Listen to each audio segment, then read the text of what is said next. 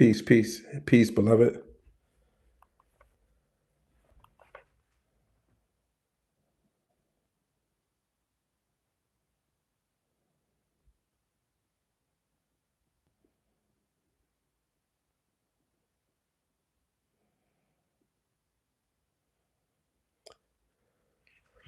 Peace, peace, peace. Who in here?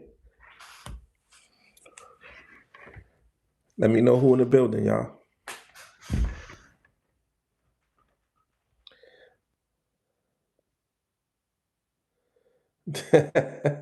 This is not gonna work. What you mean it's not gonna work? Jason Voorhees, what's up, beloved? What you talking about? What's not gonna work? Talk to me nice. Who in the building?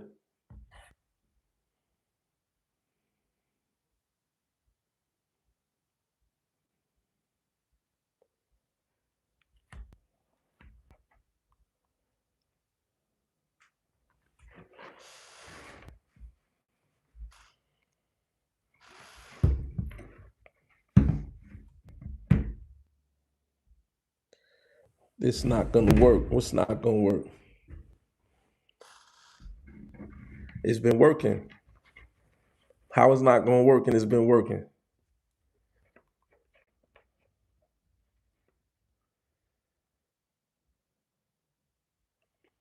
How is not gonna work and it's been working, beloved?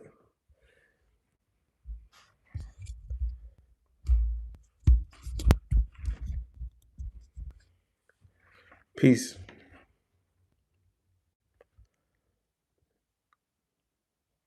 Just get a couple of more people in here. And then we start. Let me know who in here, who in the building.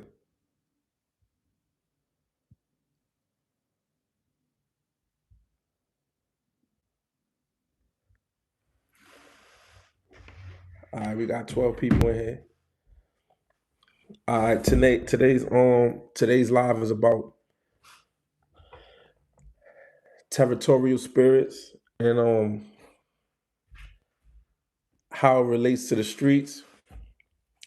Territorial spirits and how it relates to the streets. I mean, I can go on with this topic forever. You know what I mean? It's bigger than street shit. It's bigger than neighborhood shit. But we gonna start there. I got a video up too about the Well, it's not up yet. I got a video that I'm working on about the vessel.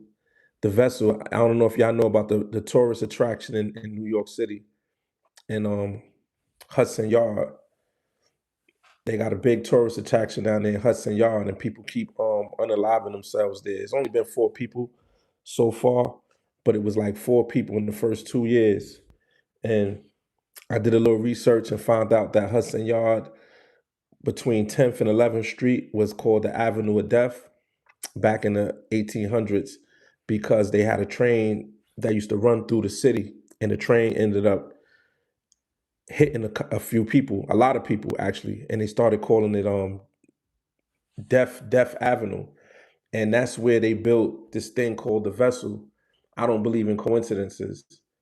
I don't believe in coincidences. I believe the developers. I believe whoever decided to spend 250 million on this design of the vessel. I think they knew what they were doing. I think they knew that there were spirits trapped there. I think they knew that there's territorial spirits trapped there. And when they built this thing, which is called the vessel, I believe that um, they knew that there was either a territorial spirit or it could be a ley line there. It could be a lot of negative energy trapped there in that particular area. And I believe that they was harnessing this energy. I believe the vessel, which is what they built, the structure they built there, I believe the vessel is interdimensional. I believe it's on a ley line or a portal. And I believe that there was entities and energies that may have suggested for these people to unalive themselves. And it's probably been that way since they sold the island of Manhattan. The Indians that sold the island of Manhattan, it probably been that way since then. Whatever went on right there in that particular part of Manhattan, there might be some spirits trapped there. But I got a whole video in it. I did a whole bunch of research on it, and we'll get to that a little bit later.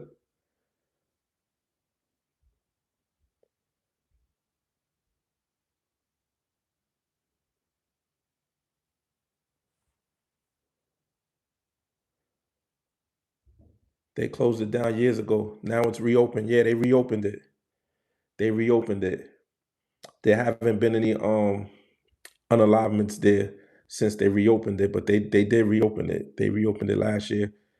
And last year, a construction worker passed away over there too. He didn't unalive himself though. It was an accident. It was an accident. But yeah, right where they got this thing called the vessel is right in between 10th and 11th. And that street was named Death Avenue. Just Google it, research it. It was called Death Avenue because so many people were getting unalived by the train at that particular site. So there's no such thing as coincidences. They built that thing in the shape of a beehive. It's the shape of a hive. All those different steps. If you ever seen the movie Labyrinth, those steps is like in the movie Labyrinth. And whenever you see steps that zigzag and stuff like that, those steps is symbols of interdimensional. It's portals and interdimensional. So yeah, it's old spirits everywhere. There's old spirits everywhere. You know what I'm saying? It's just some places are worse than others. And you got to think of the whole island of Manhattan in itself. You know what I mean? The island of Manhattan in itself and everything that occurred there. This whole eastern border, New York, Pennsylvania, Connecticut, um, Virginia, a lot of the places where those first indigenous tribes came into contact with the Dutch settlers and came into contact with these Europeans, it was bad. It was bad. They didn't know what to expect. They seen the people they ain't never seen before. They didn't know what to expect. And there was a lot of death and destruction. About what? The territorial spirits, or are we talking about Hudson Yard? But due to the fact that there was a lot of unaliving here on the East Coast, a lot of these places, New York, the whole East Coast, the eastern borders, a lot of these places are gonna have territorial spirits. They're gonna have disgruntled spirits that was trapped there, human spirits that was trapped there. You know what I mean? A lot of different human spirits that was trapped there because when a human being is unalived, when a human being is unalived, at the moment or while this is occurring, while the act is occurring, the fear of death and the fear is so powerful and so strong that when the person does actually get unalived, they gave up so much fear and so much power to the person who was unaliving them that most spirits don't transition. They don't take enough of their spirit with them in order to transition, if that makes any sense. They were so fighting so hard to hold on and to stay alive and fighting for their life. And the more a human being fights for them for their life or afraid of unaliving, that fear and that fight, when the person actually does unalive, they leave a lot of their spirit. A lot of their spirit get trapped here in this third dimension because of that fear, because of that fight, because of that yearning to want to be here, that yearning to want to see the family members for the last time, that needing to fend off the attacker or to fight for whatever they're fighting for. They give up so much of their spirit that they get trapped here. And most human spirits, when they get trapped here, most of them, after a while, when they get more and more of their spirit, most of them do move on. But you have some that don't move on. You have some that don't move on. Some of them turn evil. Some of them were evil people. Some of them were evil people. And in the moment of unaliving, they didn't take a lot of their spirit here and they got stuck here. And a lot of them that get stuck here, when they get stuck here, they get powerful. And instead of using that power to leave, instead of leaving using that power to leave, a lot of them use that power to unalive people, not the spirit in themselves, but the tormenting of the human being. And the torment of the human being weakens the human being spirit. And then actual disembodied spirits like demons, the disembodied spirits of the Nephilim, of the fallen angels, and of the giants that mixed, those disembodied spirits actually are the ones who possess people. Those are the ones who drive people crazy. The human spirits, they're not that powerful. The human spirits, they're not that powerful, most of them. And when you have these spirits, trapped in these places, like, Hudson Yard or some of these graveyards or prisons and hospitals, when you have a conglomerate of spirits trapped there, then you'll see a pattern of whether it's suicide or, you know, um, people unaliving another human being. Those patterns get trapped there. Those patterns get trapped there. And that's what goes on in a lot of these major cities all across America. I didn't hear the new Drake album. I didn't hear it. When are you making the next John Cuff video? Um, I was kind of straying away from it. That there was so much more I could have done. People were interested in it. I kind of strayed away from it. I know I said I was getting away from the gangster stuff, but I put up a video of myself. And the reason why I just put up the video of myself, even though I said I was getting away from all of the gangster stuff, was because it's a video of me. And just because people come to my channel doesn't mean that they know how I got on social media or my so-called claim to fame. So there's a couple of videos that I did with other people that I uploaded it about one of them, but there's another one that I'm gonna upload. So yeah, I'm gonna upload all my stuff here. I was trying to stay away from the John Cuff stories and all the killer gangster stories, but I don't know. People want to hear it. It is a part of my history, so maybe I will. I have a couple of video. I have the other Cuff video in my phone, but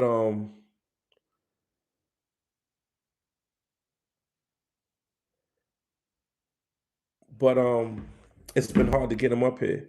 But I haven't went across the Drake album, and I do have another John Cuff video in one of my phones. I just got to figure out a way to get it out. Oh wow! So when people fight in prison and jails, are bad spirits left there? Of course there are. Of course there are. I don't think there's a prison in America that somebody didn't get unalived in. I don't think there's a prison in America that somebody didn't get unalived in. Some of these prisons, people get unalived there frequently. I was in a prison up north in New York, and the guards had unalived his brother. One of the white COs, female white COs, was liking this young black kid with dreads, and every night they would be up there talking and talking, and he have up there laughing. And we was in Coxsackie, New York. And the white people up there, they real racist. Anybody that been in upstate New York prison system will tell you, they're real racist. The COs are real racist, and they didn't like it. He used to have the little white girl laughing and joking with her every night, and they up there laughing and joking. And the COs, they didn't like it. Next thing you know, supposedly they say he tried to essay her, and they try to say that he assaulted her in some kind of way, and they beat him to death. That's when I was there. They beat him to death. And after they beat him to death, they lied and said that he essayed her, he tried to essay her, whatever the case may be. Maybe less than 3 years later, I want to say 2 years later, that same prison, them same guards unalive somebody else. So that's a prison that I know for a fact that two people got unalived in. But all these prisons, there's people who get unalived there, and a lot of those spirits do get trapped. It don't have to be from. It could be from a car accident. It don't have to be unalived in a violent act. Whenever a human is afraid or fighting for their lives, sometimes they get stuck here. The Mandela effect. Oh, the Mandela effect is real. That is real, brother. That is real. I'm not even gonna lie to you.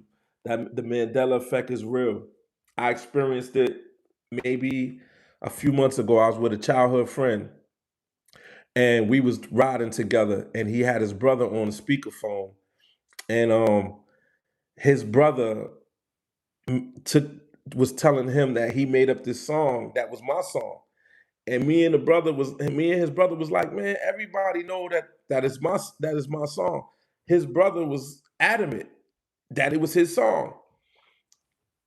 I don't know how he made it up in his mind. Everybody knew, that I made this song up.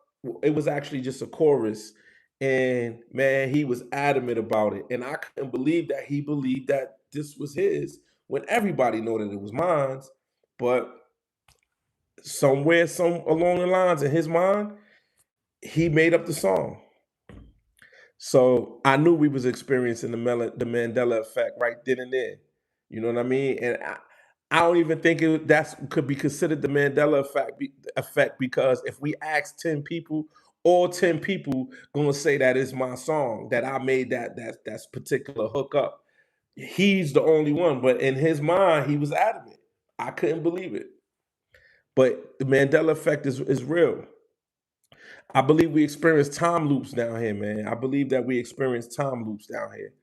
And not only do we experience time loops down here, even though we're on the third dimension, all of us, let's just say this is the third dimension, right?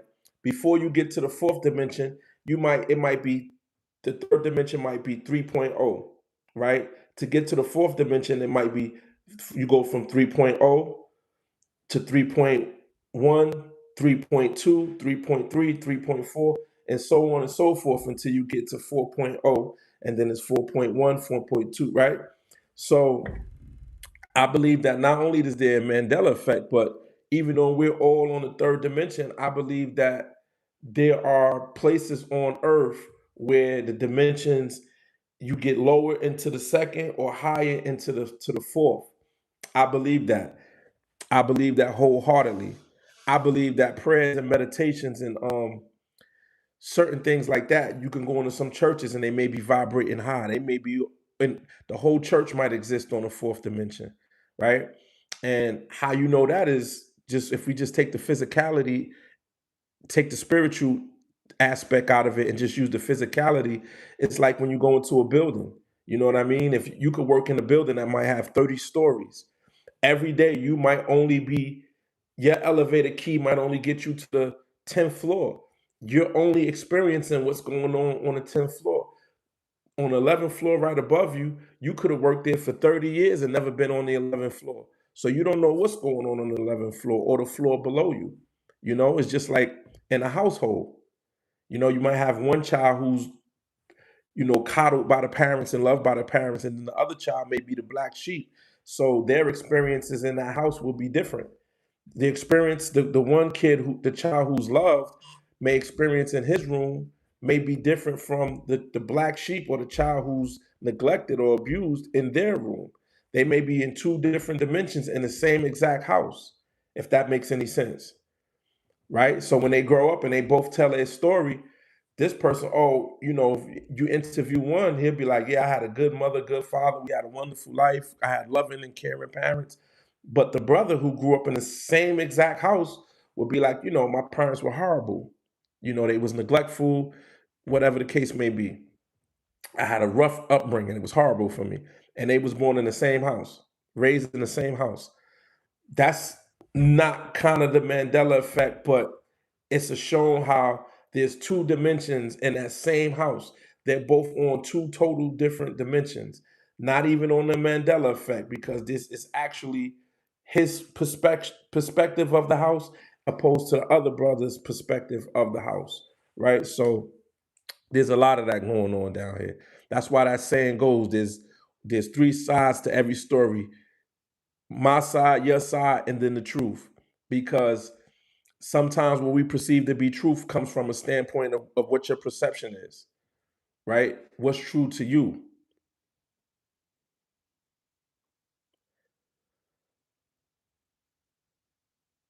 Oh, I appreciate you, big bro. That vid was fire, and not many videos on Cuff. Oh, yeah, yeah, Cuff. I was locked up with him, so I got way more stories than that, man. I lived with him. I lived with him for almost a year. I lived with him for a minute. You know what I mean? And every night he had stories, man. We just sit there, get high.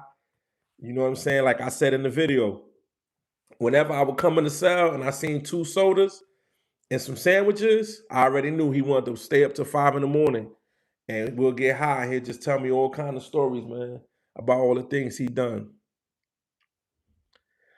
I appreciate you, Vanilla. I appreciate you so much. You know, I like the fact that you said it's knowledge, but it's just me being observative, man. Me going through a lot, seeing a lot. You can read anything in these books. I tell people all the time, they read stuff and think that, because a person could retain everything that they read and they sound real knowledgeable, right? They could just rattle off all these stuff that they read, but true knowledge and wisdom comes from experience. When you actually experience things and then you may come across some literature that makes what you experience make sense, right? It's like when you watch a movie, how you watch a movie and you resonate with a particular character. That particular character reminds you of you, right? And then a particular character, his mother might remind you of your mother, or the love interest might remind you of your first love or a love that you once had or a love that you're experiencing, right? So, reading is phenomenal. It's great. You could be as smart as you want to be, but it's a difference between reading things and being knowledgeable opposed to actually experiencing things in life. And then when you read shit that explains what you experience, especially when it's some, extraterrestrial shit or some spiritual shit or some telekinesis or some shit that you don't know how you did it or what was going on. You might think you was bugging out, and then you read some shit and you be like, wait a minute, I did this. This actually happened. I wasn't bugging. I'm not the only one who believes in this type of shit or who's seen this type of shit. That's why I love, YouTube. That's why I love it here. You know what I mean? Because I always see people who make sense of some of the shit that I've been through. And that's why I like coming on here, because I be trying to make sense of some of the shit y'all may have been through, just to let you know you ain't bugging and you ain't alone either.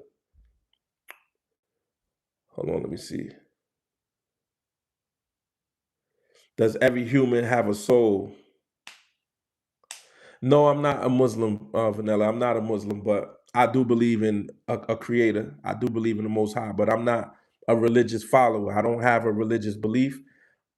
I believe in the tenets of all three of the Abrahamic beliefs, Muslims, Christians, and Jews, but I do receive Yeshua, Yahweh Shai, Jesus the Christ, Emmanuel. Like, I do accept Jesus as my perfect example of what we are down here to do and who we are down here.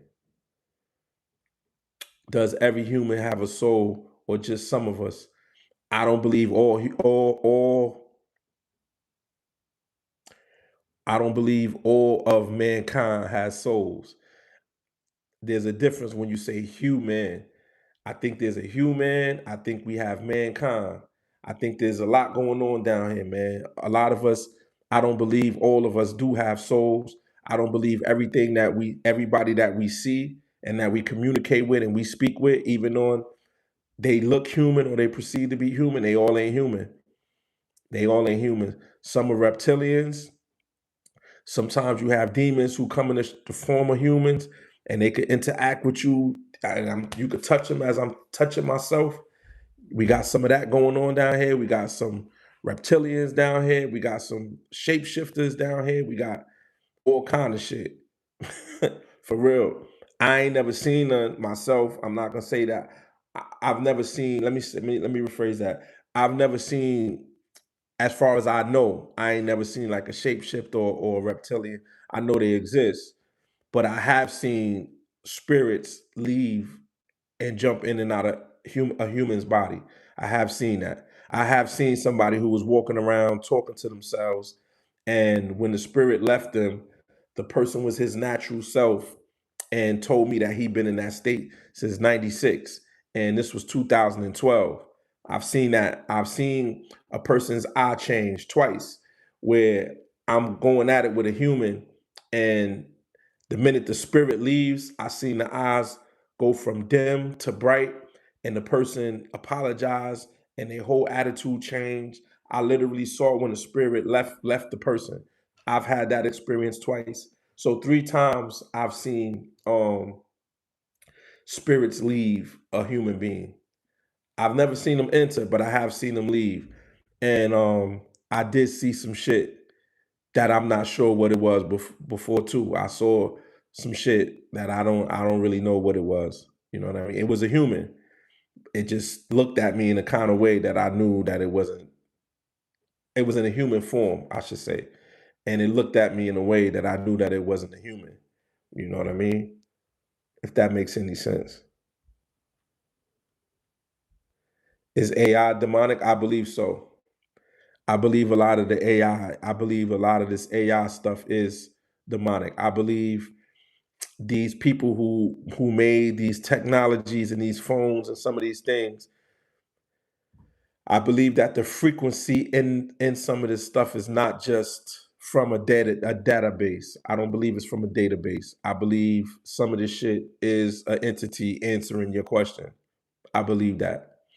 Before I heard anything about AI, when you study demonology, um, it's quite frequent that a lot of the Catholic priests who done exorcisms, I read a lot of their stuff, and a lot of them will say that the main way you can tell if it's a demon or the human, because sometimes a human can have a spiritual attachment, and they're still kind of like in there. When it's a full-on possession, then the entity takes over the person's body. The person's still deep down in there somewhere, but the entity takes over. And one of the things that these the exorcist has taught me just reading is demons, they said they'll ask the entity a question, and if it's a demon, it'll answer in 2 seconds. They say because they'll answer fast. They don't have to think about it. If the person has to think, then the person is in control. If they ask it a biblical question and the person gives its interpretations and the person is wrong or the person's right, but they had to think about it, they said the reason how they know it's a demon is because the demon answered fast. Boom, they answer the question and they answer fast. And this is what AI is. This is what AI is. I use ChatGPT a lot, and one day I was using it so much, I was using it for Bible scriptures, and it told me straight up. It said, I'm not here for a Bible course. Like I'm not giving a Bible course." Basically, like telling me I'm asking too many biblical questions, but I can ask it street shit and demonic shit all day, and they don't have no problem with it. I asked it too many biblical questions in a row, and it basically told me like I'm not here for that. That's my own experience. So yeah, I did see a video where they were saying that AI is Metatron. It's a spirit called Metatron. Some people believe Metatron is Enoch, that Enoch is the scribe, and that Enoch became Metatron when he reached the 10th level of heaven or whatever the case may be. I don't know, but a lot of people do believe that AI is demonic, and I believe it could be. I believe it could be. And know too much. I'm very good with people energy. I can feel when the devil is around. I don't deal with nobody. It's too much mentally. I get that. Okay, Flatbush in the building. Peace, beloved. Thought you were coming on earlier, but happy you are here now. The devil do is a snake around. You will never know. Yeah, yeah. I seen some shit, man. I seen some shit, and I know it's real. I don't know how long you've been following me, but I had a strong spiritual attachment. You know what I mean? I would do stuff to people I couldn't even remember. You know what I'm saying? Even when this internet stuff first came around, and I'd be with my wife and I would be texting girls stuff and telling them they look good and stuff like that. And I couldn't even remember doing it. And my wife would be like, "What's this? Why did you?" I don't even remember doing it. And I know I did it. I had to do it. How did I not? You know what I mean? It's my phone, it's my device. I'm the only one who has access to it. And I don't know. I must have been one night in a zone somewhere sexually. Sex demons took over. And here I am texting some shit I had no business. And then in the morning, I'm being shown what I did all night, and I don't even remember doing that shit. I don't even remember doing that shit. So I know. That's why I stay vigilant and I stay prayed up, because I know it's real. You know what I mean? I done sat in prison with people who couldn't remember committing the crime, literally not remembering what they did, not remembering what they did. You know what I mean? Because of a spirit. No, no, I don't drink. No, not drinking, not getting high. I smoke a little weed, but I don't, I don't be high. No, no. There's times where I've been straight sober and I've done shit and couldn't remember doing it. Yep, and it's always bad shit. Because you'd be like, well, maybe you got, Alzheimer's, or maybe absent-minded or something. It's like, it's always bad shit that I don't remember doing. If I don't never not remember no good deeds, it's always bad shit. Yo, vibes was good. What's good, beloved? What's good? You know what I mean? It's always the bad shit that I can't remember. So I know when when things, and that's why I stay prayed up. That's why I stay prayed up. You know what I mean? We're all vessels. We're all vessels, and we have to remain vigilant. You know what I'm saying? And some of us more than others, because there's some people who never been. I mean, I can't say never. What I will say is, we all have spiritual attacks and spiritual attachments. Some of us get possessed, some of us don't. Some of us have full on spiritual attachments. Some of us are straight sharing our vessels with other entities and energies. However, though, greetings, greetings, greetings, peace, peace, peace, beloved. However, though, some of us, how could I say this? You know how they say God gives his biggest battles to his biggest angels, or his biggest, well, I believe it's like that. You know what I'm saying? Because I'm a powerful spirit, so I believe they sent some powerful shit at me. And I've been wrestling with some powerful shit, because when I was going that way and I was working for the devil and I was moving with the devil, I was kind of powerful in that way. And then when I preach and teach, although I'm not a preacher nor a teacher, but when I do preach and teach, and if I am to lead people to righteousness or to the light, I'm going to lead a lot of people to the light, like I led a lot of people to the dark. So my attacks are going to be big. You understand what I'm saying? I'm going to have big spiritual attacks. That's like pastors and shit, right? In the Catholic Church, that's why they do the craziest and the foulest shit, because all day they're preaching about God and they're teaching people about God and trying to bring people out of damnation. So they're gonna get attacked twice as much as anybody. And they may do some of the most heinous and foulest stuff. Real shit.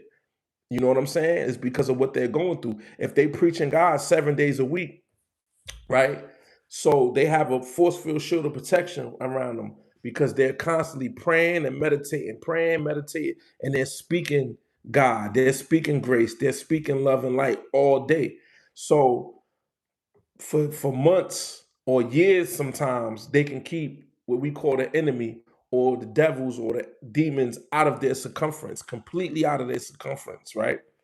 But the one time that they get weak or we get weak, we might do some of the most wildest shit, because they've been waiting. They've been waiting. And it'll be something small, whether it's a lie that'll open the door or something sexual, you might lust, it depends on what your biggest demons are, is what I say, right? It depends on what your biggest demons are, right? Because I was fighting them all. So the minute could control my anger, so now the spirit of anger doesn't attach itself to me. So now I don't get as angry as I used to get, right?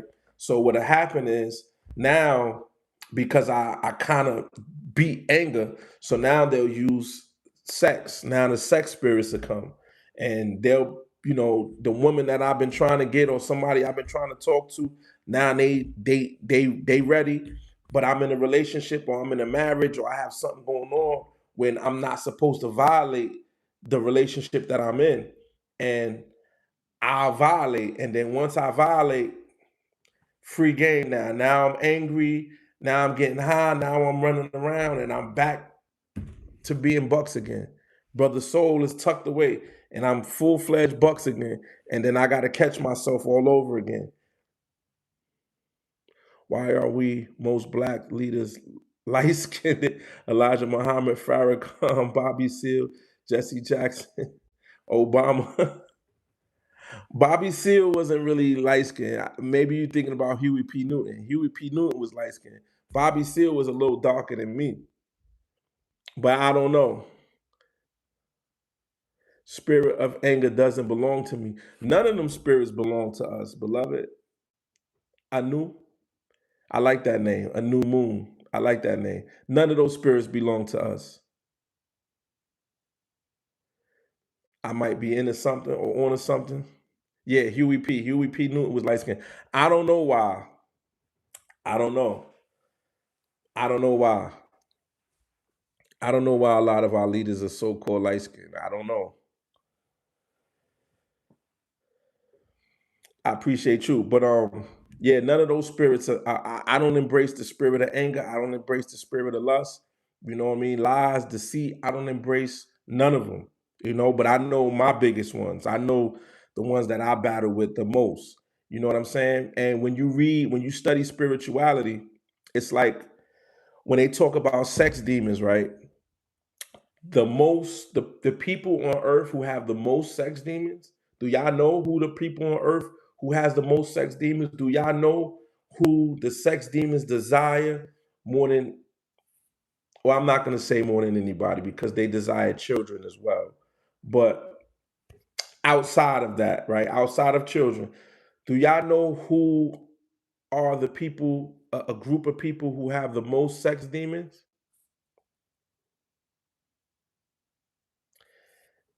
It's it's nuns. Nuns. If you read any book on demonology, spirituality, nuns, Catholic nuns, have the biggest sex demons. Do you know why? I'm just trying to teach y'all. I'm trying to show y'all something here. And there's a reason why. The reason why Catholic nuns have the largest amount of sex demons, and when they do get a sex demon, I'm talking about they get full on possessed, they climb up walls, all kind of shit. And you know why? It's because when a woman becomes a Catholic nun, there's two types of nuns that join the monastery. Most of them be virgins. Most of them be virgins, and their families will send them to the monastery to keep them a virgin. Most of them be virgin. The other kind are women who was like out in the streets, so they change their life and then they go into the monastery. So we have women who are fighting off the spirits because they were once in the streets a lot.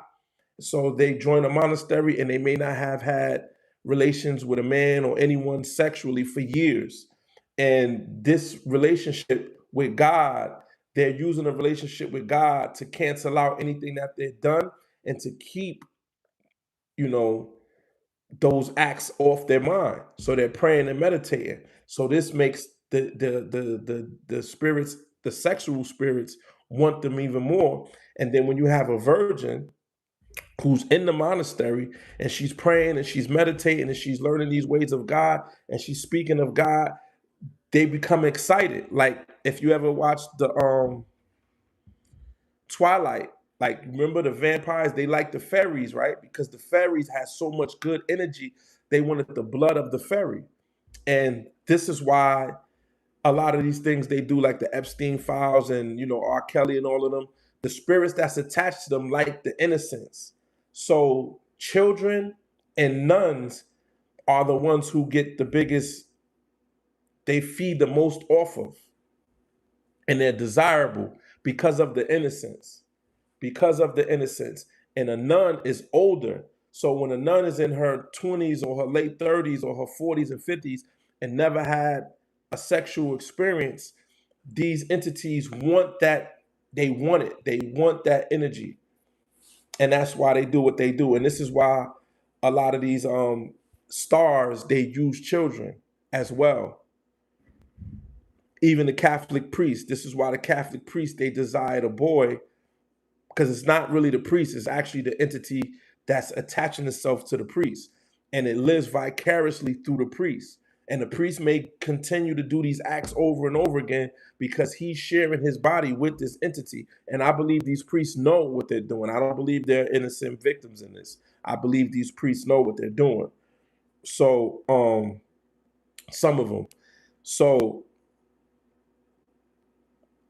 oh, you don't like that? I don't like that either. Yeah, I don't like it either. That's why Christ said, least you touch one of these, you'd be better off to tie a rope around your neck and jump in the water and drown yourself. Right? That's why Christ said that, because woe to those who yearn to take the innocence from a child. But this is what we dealing with here, y'all. This is what we dealing with here. And we must understand that the humans that enact in these kind of acts, they're not normal. You can't fix them. You can't fix a man who's attracted to children. You can't fix him because there's a spirit within that man. There's no fixing him. There's no fixing him. He would have to repent.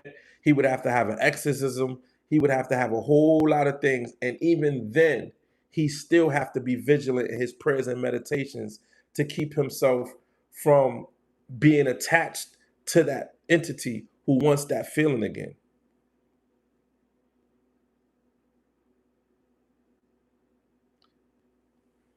Yeah, it's deeper. It's so much deeper than that, than just being perverted. I believe, like, to call someone a perv, it makes it mental. It makes it a mental thing. And I don't believe that it's a mental thing. It's a spiritual thing with these people. You know what I'm saying? You can't fix them. There's no fixing them, though. There's no fixing them. There's no fixing them. R. Kelly, he's gonna do what he did again. Bill Cosby, all of them, you name them. Puff Daddy, all of these people, they're gonna continue to do what they do. They're gonna continue to do what they do. That's who they are spiritually. They're no longer driving that vessel. They're no longer the captain of their own ship. So they can't help themselves. They cannot help themselves.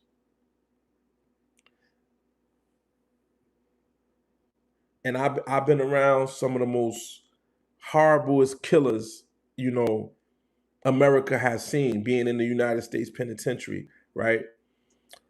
But when I was in a dropout yard and I was in a yard full of pedophiles and snitches and shit, the pedophiles are worse than the killers, if that makes any sense. The pedophiles are worse than the killers. They are some of the most callous, cold blooded, but cowards at the same time. Different species. No, because to say change, if I think they can change, then that would mean psychologically, I think that they can change the way they think, right? I don't think they can change because they're not in control of those entities and energies that drives their car. They're not in control of it. They're not in control of it, right? How do I say? My sexual desires, and they're regular heterosexual desires, regular. Well, I can't even say regular because I'm not even gonna say regular because threesomes with women is not really regular either, right? And needing another woman and another woman, another woman, that's not regular neither. You know what I'm saying? So I'm not gonna pretend like it's regular because it's not. So that was my thing, right? Multiple women, multiple women, multiple women, all the time, never being satisfied, never being fully satisfied. That appetite in a normal sense, right, is hard to fight because I know and understand that when I get those feelings and urges, I know that it's the devil because I'm in a relationship, or I know that it's the devil because I'm married. I know that I'm trying to fast. I know I'm praying. I know I'm meditating. I know I'm staying away from that. So because I am consciously and spiritually aware, I go into my prayers and my meditations and I can combat it, right? I can combat it. But then there's times where I still text somebody and I know I shouldn't be texting somebody because I'm in a relationship, And then, you know, my girl or my wife would be like, "What's this?" And I'd be like, "Oh shit, I honestly don't even." I'm dead, and they know me well enough to know that I ain't bullshitting. And I'd be like, "Yo, I don't even remember sending that. I don't even know why I sent that." Sometimes I'm not even attracted to the person that I sent some stupid shit to. That has happened. I swear, it'd be somebody I'm not even attracted to. I'll be like, I don't know why I did that. I apologize 1,000 times, right? So I say that to say that's kind of regular shit, right? It's regular shit, regular heterosexual shit, kinda. The fact that you don't remember is not regular. But I say that to say this. So because I'm conscious and I stay prayed up and I stay meditated up, I can fight off the shit that I got going on. Those entities that attach itself to a human being that feels that way about a child, that's a different type of entity, and that's a different type of human being, if that makes any sense. Meaning, one, that entity that requires that or needs that, right, is bigger than the demon that be having me do the shit that I be doing sexually, right? So that's a bigger demon. That demon is different because it wants a child, or it wants to take a woman without her permission, right? That entity is a whole nother different type of entity. So the things that I do to fight off the shit that be attacking me or trying to, make me go cheat or have a threesome or whatever the case may be, the little shit that I do can fend off that shit, right? The shit that I do wouldn't probably be able to fend off that type of entity, if that makes any sense to y'all. You got a fire you can pour out with a cup of water. Then you got some fires you need fire extinguishers. Then you're gonna have a fire where you're gonna need a full-fledged fire truck, right? That brother needs a fire truck to stop whatever he got going on, if that makes any sense. And then it goes to the human being as well, right? See, me, I'm conscious enough to pray, meditate, know that it's wrong, but the human being that may have that bigger demon that may want to take stuff from people sexually, that human being may have went through something as a child where he inhabited that spirit, and because he was molested, I was molested as well, but because that person was molested, or that person was molested by their mother or their father or their brother or their sister, the human, never mind the demon, the human itself is already, how can I say, wired, is kind of okay to that person. So not only is the person okay with it, but it got this big old spirit that's going to attach itself to him and make him it do something outlandish. But the human doesn't see what's wrong with what he's doing either. So there's two things that has to happen. The human has to realize that this is not right, and then the human has to realize that he is or she is under attack spiritually, and then they have to do practices to keep the spirit away. So for those two things to happen, it's almost impossible. So I don't think there's no fixing them. I'm being honest. I don't think there's no fixing them. I don't think there's no fixing a person like that. Me personally, because there's a lot that has to go into play.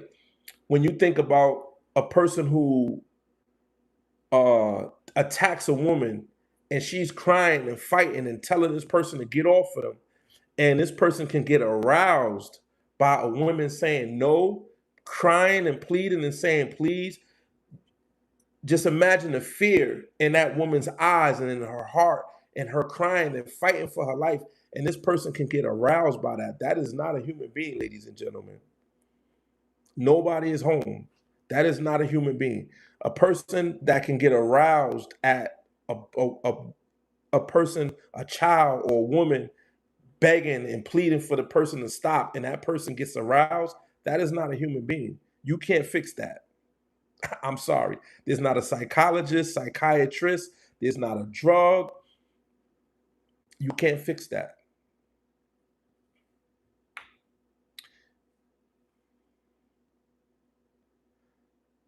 Dominating a child is completely different. It is, but it's no, I mean, I don't want to say it's hard. Both are horrible. Even a woman, if you're overpowering a woman and she's telling you no and you're overpowering her, that's different. So I don't believe you can fix them type of people. I don't believe you can fix them type of people.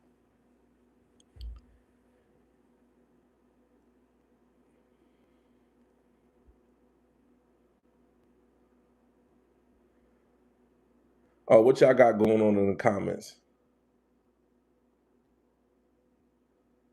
Oh God, y'all going back and forth.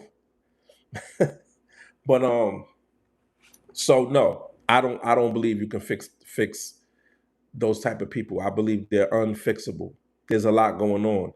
You have three things going on. You have a human who somewhere in his or her life something happened to them, and whatever happened to them, no matter how traumatic it was or how much they feared it, it made the lines sexually, morally blurred. Time is an illusion. It made the lines blurred. So once those lines became blurred, that person in the fear or whatever they was going through, in order to get through what they went through when they was assaulted, a spirit came, and that spirit made them numb to what was going on or enjoyable. It don't always be enjoyable. You don't always be numb. Sometimes it be a little bit of both. And when that happens, now that human being has that, and the lines are already blurred in that person's mind. It don't happen to everybody. Like me, it was done to me. I can never see myself doing that to a child or to a woman or anybody, in that way. You understand what I'm saying? But because I was a male and it was, a female, it was enjoyable. So the lines became blurred, if that makes any sense. So I know how I acquired some of the shit that I acquired, but I fight it because I'm spiritually aware. I'm consciously aware. So I'm consciously vigilant when it comes to fighting these things off. And I see when it's happening and I know when it's happening. And sometimes it be good. Like sometimes I could be in a relationship and I'm happy, and then this girl that I've been liked or somebody I've been flirting with, now all of a sudden, oh, let me take you home, let's go. Or come on, we could be at work and she want to go to the back of the staircase and want me to bend her over in the staircase, and I know I got a woman at home, or I know I got my wife at home. It's in those instances that I know that that's the devil. I know that that's the devil. And if I entertain that, it's gonna go bad. It's gonna go bad somehow, some way, whether it's through her boyfriend or the person that I'm with. Somehow, some way, it's gonna end up in some kind of love triangle that's gonna end bad. And I've been in love triangles before, and I prayed and meditated my way out of them, and they can always end bad. And that's how they get you. That's how they get you. They know where you're weak, and then they're gonna come in through where you're weak at, and that's how they get you.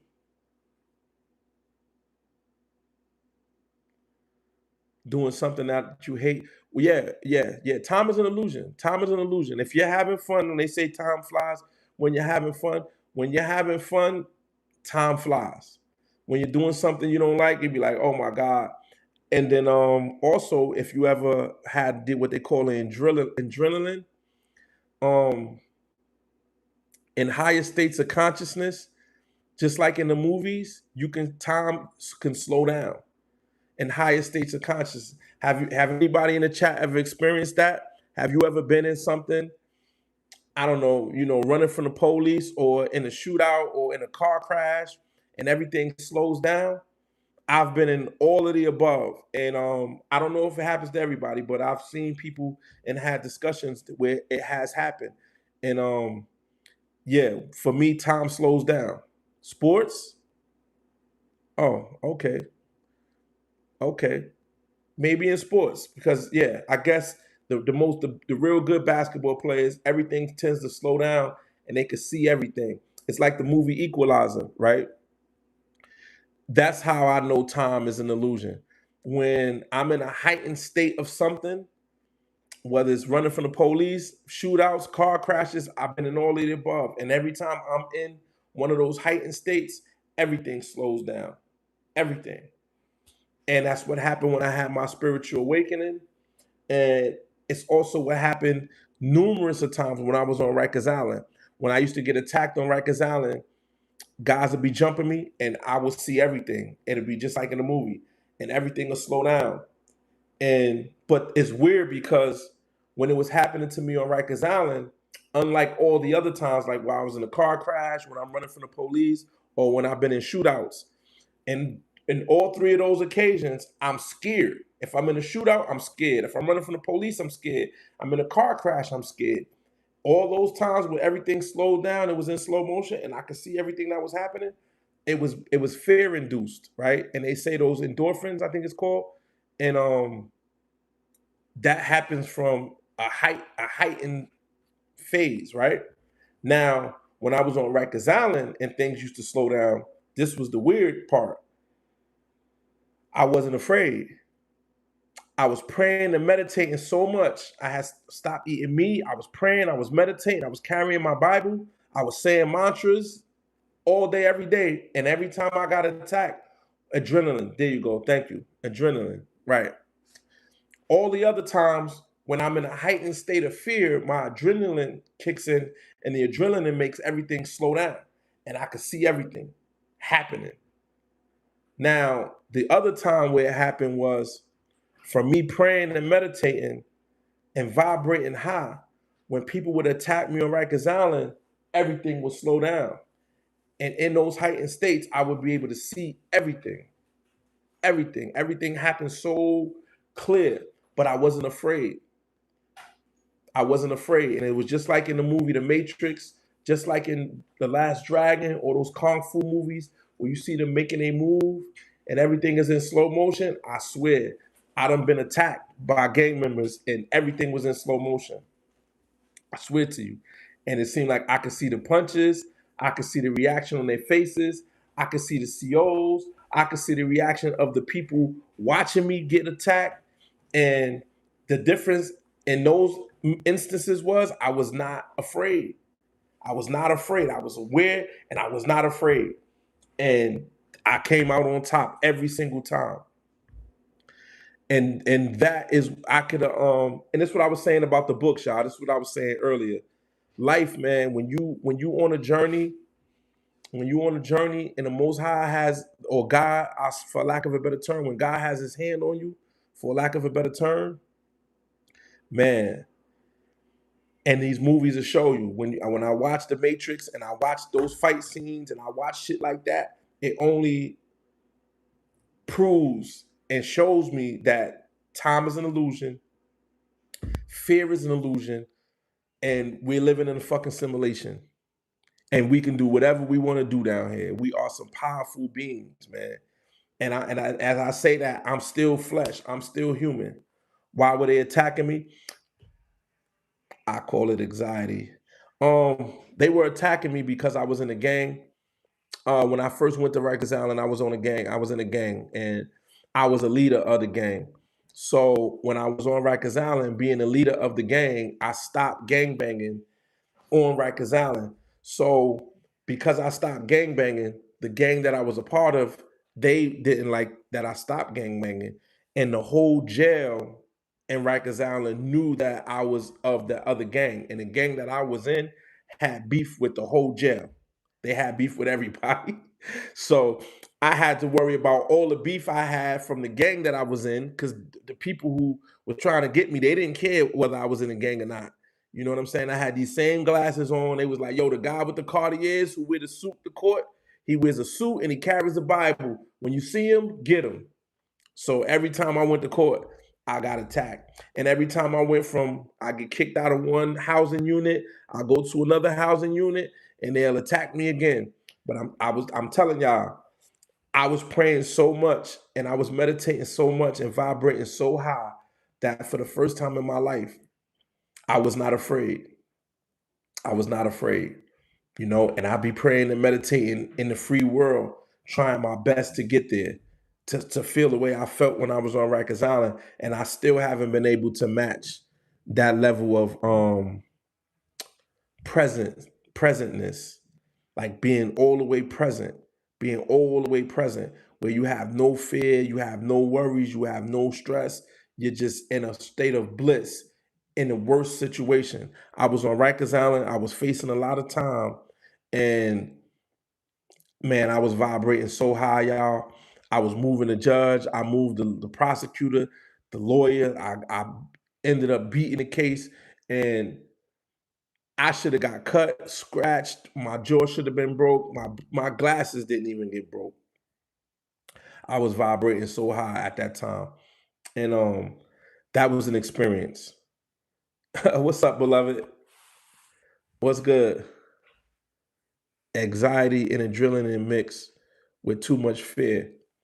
Yeah, yeah. Fear can get the adrenaline pumping. Fear can. I'm happy I made it out too.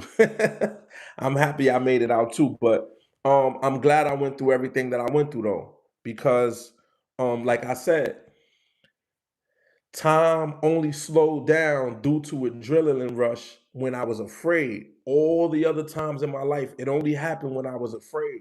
So had I not had that experience on Rikers Island, praying and meditating and fasting and saying mantras of love and light all day, every day, and me saying those mantras of love and light all day, every day, change the vibrations of everything around me. So a lot of times I used to could change the environment I was in, especially when I had another spiritual person, whether they was Muslim, Christian, Jew, Hindu, Buddhist, or just spiritual. Whenever I had another brother in the unit with me, we vibrate so high we could change the whole unit. I'm telling you.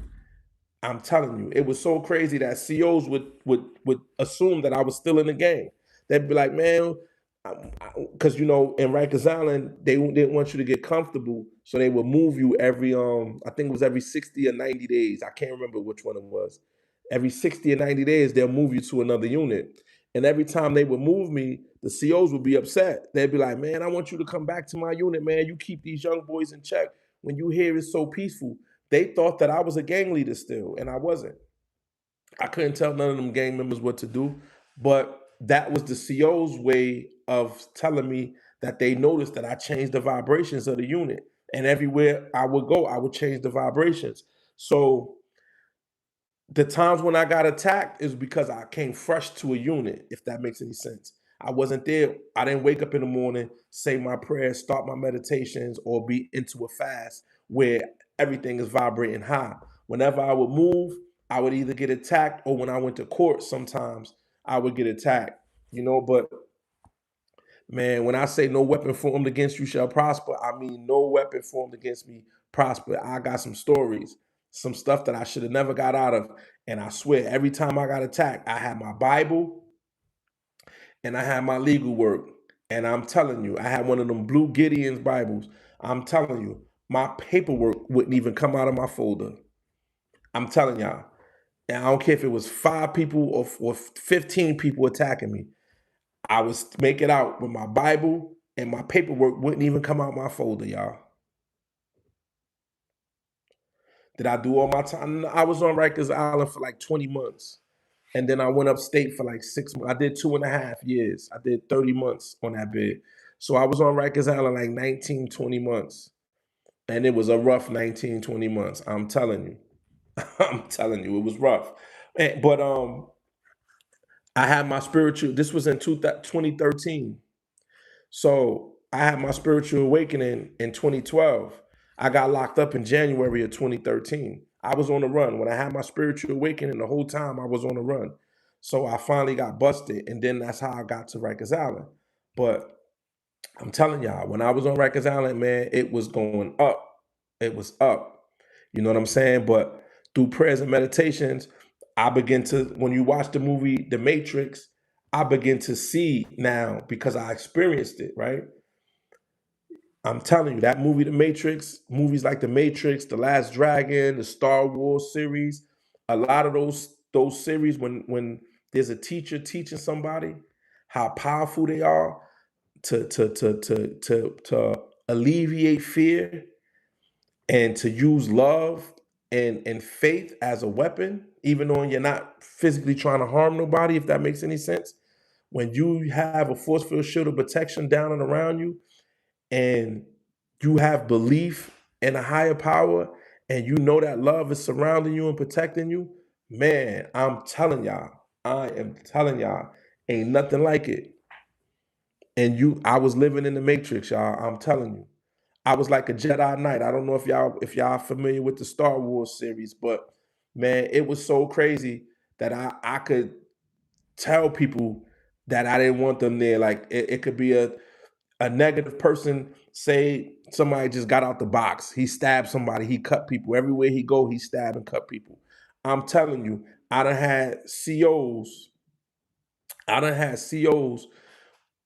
I'm by the bubble where the COs at, and they like, let's just I'm gonna make up a name. And they'll be like, oh man, who's coming to our unit? And they'll be like, oh, Trigger. Oh man, Trigger. They'd be like, oh, we don't want Trigger here. Oh, everywhere Trigger go, he cut somebody, he stabbed somebody. Oh, why they sending him down here, right? And I'll be right there and I'll start saying my mantras, right? And the guy Trigger come right to the gate with his bags. He'll take one look in the unit and tell the COs, I don't want to be here. And they'd be like, yo, they don't want him here anyway. So they'll call the lieutenant, and then they'll come with the team, they'll come with the shields and the helmets, and they'll take Trigger out, and he won't stay. I'm telling you. I'm telling you. I'm telling you. There's been, and that's happened on numerous occasions. Numerous occasions. Or there'd be times where somebody might get out the box and he may have a note for the gang that he's a part of, and it might be 20 of his gang in our unit, and it might be 10 of another gang in the unit. And this guy comes, and it's supposed to be a war, and they'll get to talking, they'll tell us to lock in, and overnight I'll start praying and meditating. And they were supposed to go at it in the morning, and I'm telling you, in the morning it won't happen. Nothing will happen. Nothing won't happen. The whole problem will be alleviated. I swear, y'all. Man, God is good and God is powerful. And when you believe, whatever the God is of your overstanding, whether you call it the universe, the ancestors, your angels, or whatever it is you believe, man, it worked. All you got to do is believe wholeheartedly and know that you're gonna be all right, and you can change your surroundings. You can change your surroundings, y'all. I'm telling you. No, I'm not going back to prison. I don't even. Mm-mm. Only bad if you a victim. What you talking about, Rikers Island? Bro, prison not that bad. I was in Cook County in Stateville. It's horrible, man. I don't whether you the victim or you not the victim, it's horrible. It's a miserable place. It's a miserable place. It's a miserable place. You know what I'm saying? I wasn't. I'm not even gonna say I was the victim on his last bid. I'm not gonna say. On that Rikers Island bid, that might have been my roughest bid because I wasn't in the gang. But all the other years prior to that, the other 12, 13 years I did in prison when I was in the gang, right, and I wasn't the victim, it still wasn't a good place. It's still a place of misery. Even if you got all the commissary in the world and you the leader and you controlling the jail, I've been from the leader to controlling the jail to the bottom of the totem pole. I've been from the top to the bottom. I don't care how you slice it. It's a horrible place. That bit actually was, even though I was constantly under attack, that actually was the best one. You know why? Because it taught me something. It taught me that I didn't need the gang to be good. It taught me that I could be the enemy of every gang in the prison, and I could manipulate time, space, and matter through my prayers and through my meditations and through my faith. And once I alleviated fear, I began to use love as a weapon and a force field shield of protection. And I was straight. I was straight. I had more fear when I was the gang leader than I did when I wasn't even in the gang and everybody wanted to do something to me. You know why? Because I had belief. I carried my Bible and I believed in Christ and I said Christ's name. I kept Christ's name on my tongue, in my heart, and in my mind constantly. So I wasn't afraid of nothing. When I was in the gang and I was gang banging, I was more afraid then. I was more afraid then. I was more afraid not of the violence, but not coming home. You know what I'm saying? Somebody getting stabbed or cut, or y'all get to jumping somebody and you know he's in the hospital or he's unconscious. You know, you knock somebody out. You don't know when you knock somebody out, you don't know if they're gonna come back in consciousness.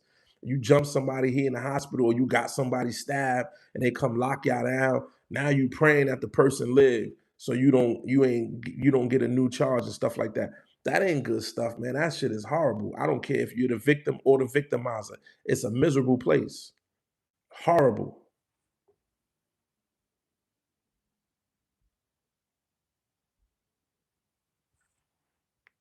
You should speak to people that keep going back. Also speak to the Generation Z about not going. That's right. That's right. Well, that's what I'm up here for. They don't tune in too much. Once I stop talking all the gangster stories, a lot of the young brothers they not here like they used to be. It used to be a bunch of them in my chats all the time.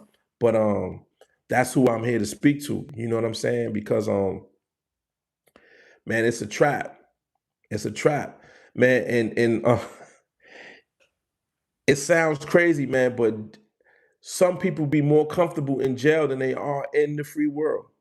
Some people go in there and be more comfortable. They don't think about it. They don't got no bills. They don't got no responsibility. The lights is on for free. They get 3 meals a day. The heat and electricity, they don't got to worry about gas. They don't got to work for shit. I can see you fighting shortest with a little brother. Let me put the Bible down.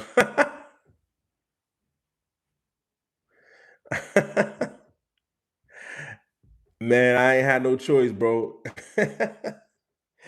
I sure didn't make a conscious decision like, yo, you sure this what you want, little brother? Let me put the Bible down. It never happened like that. It never happened like that.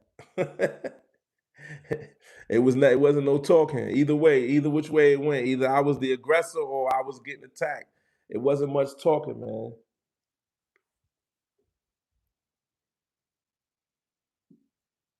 Yeah, there's a lot of people that rather be in jail than free, man. It's sad, but it's true. It's sad. I was kind of one of them, even though you know I sold drugs and took care of my family when I was in the streets. But I'm not gonna lie, man. Like I used to get arrested sometimes, and they'd be like, you get right back in the zone. Soon as you get to the prison, you getting right back in the zone.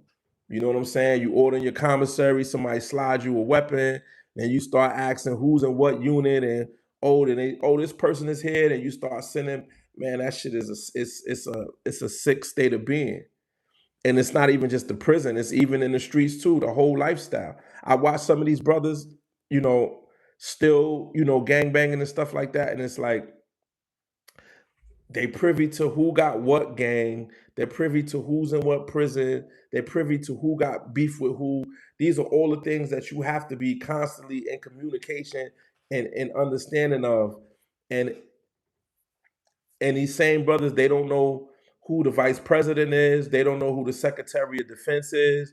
They don't know about the stocks. They don't know who's at war. They don't know what countries. They don't know who's a part of NATO. They don't know nothing about the political system in the world that they live in. But they know all the jail politics. They know all the jail politics. They know everything about that, but they don't know nothing about what's going on in society. No, a lot of them don't be. A lot of them, I mean, I guess you could say the majority of people in prison are drug addicts, but I'm talking about the sound mind gang members, the ones who are as sound as you can be, I would say, because there's not a sound mind, actually. I'm talking about they don't have a mental health issue, they don't smoke crack or use heroin. The vast majority of brothers in prison are supposedly sound mind individuals, but they not. Oh my God, I'm telling you, y'all. Man, this last one when I was in there, I was after a while, you just how would I say this? Even when I was gang banging, right? Let's go back 20 years. Let's go back 20 years. What 20 years, what that would have made me? 27. Nah, we gotta go back further than that. We're gonna go back 30 years, right? Even when I was 17, 18, 19, 20, right? I had a little more in common with the average inmate in street nigga, right? When I was 18, 19, 20, 21, 22. When I got around 25, 26, 27, I started having less and less and less and less and less in common with everybody in jail. The only thing that I had in common with brothers in jail, maybe in the last 20 something years, maybe 30 years, is the fact that I was still selling drugs and I was still running the streets. That's when the commonality ended. That's when the commonality ended. Like the thrill of the shit was gone. I wasn't in it for the thrill. I wasn't in it for the fun. I wasn't in it for the fame. Um, I had stopped listening to hip hop.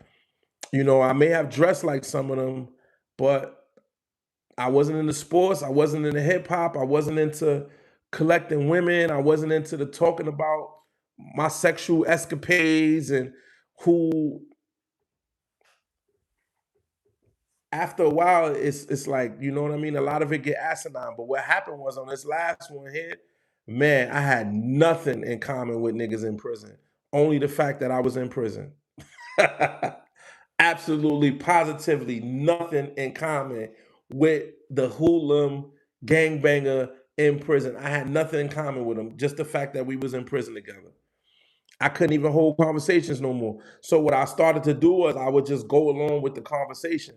Had no interest in it though. Had no interest in it. But I would go along with the conversation just to you had to have some form of commonality with these niggas. So because I knew what they was talking about, I would talk about it with them. But man, I was so disattached from the conversation, it made no sense. And a lot of it is and a lot of it is the age thing, but man, this brother's my age I was around that was lost.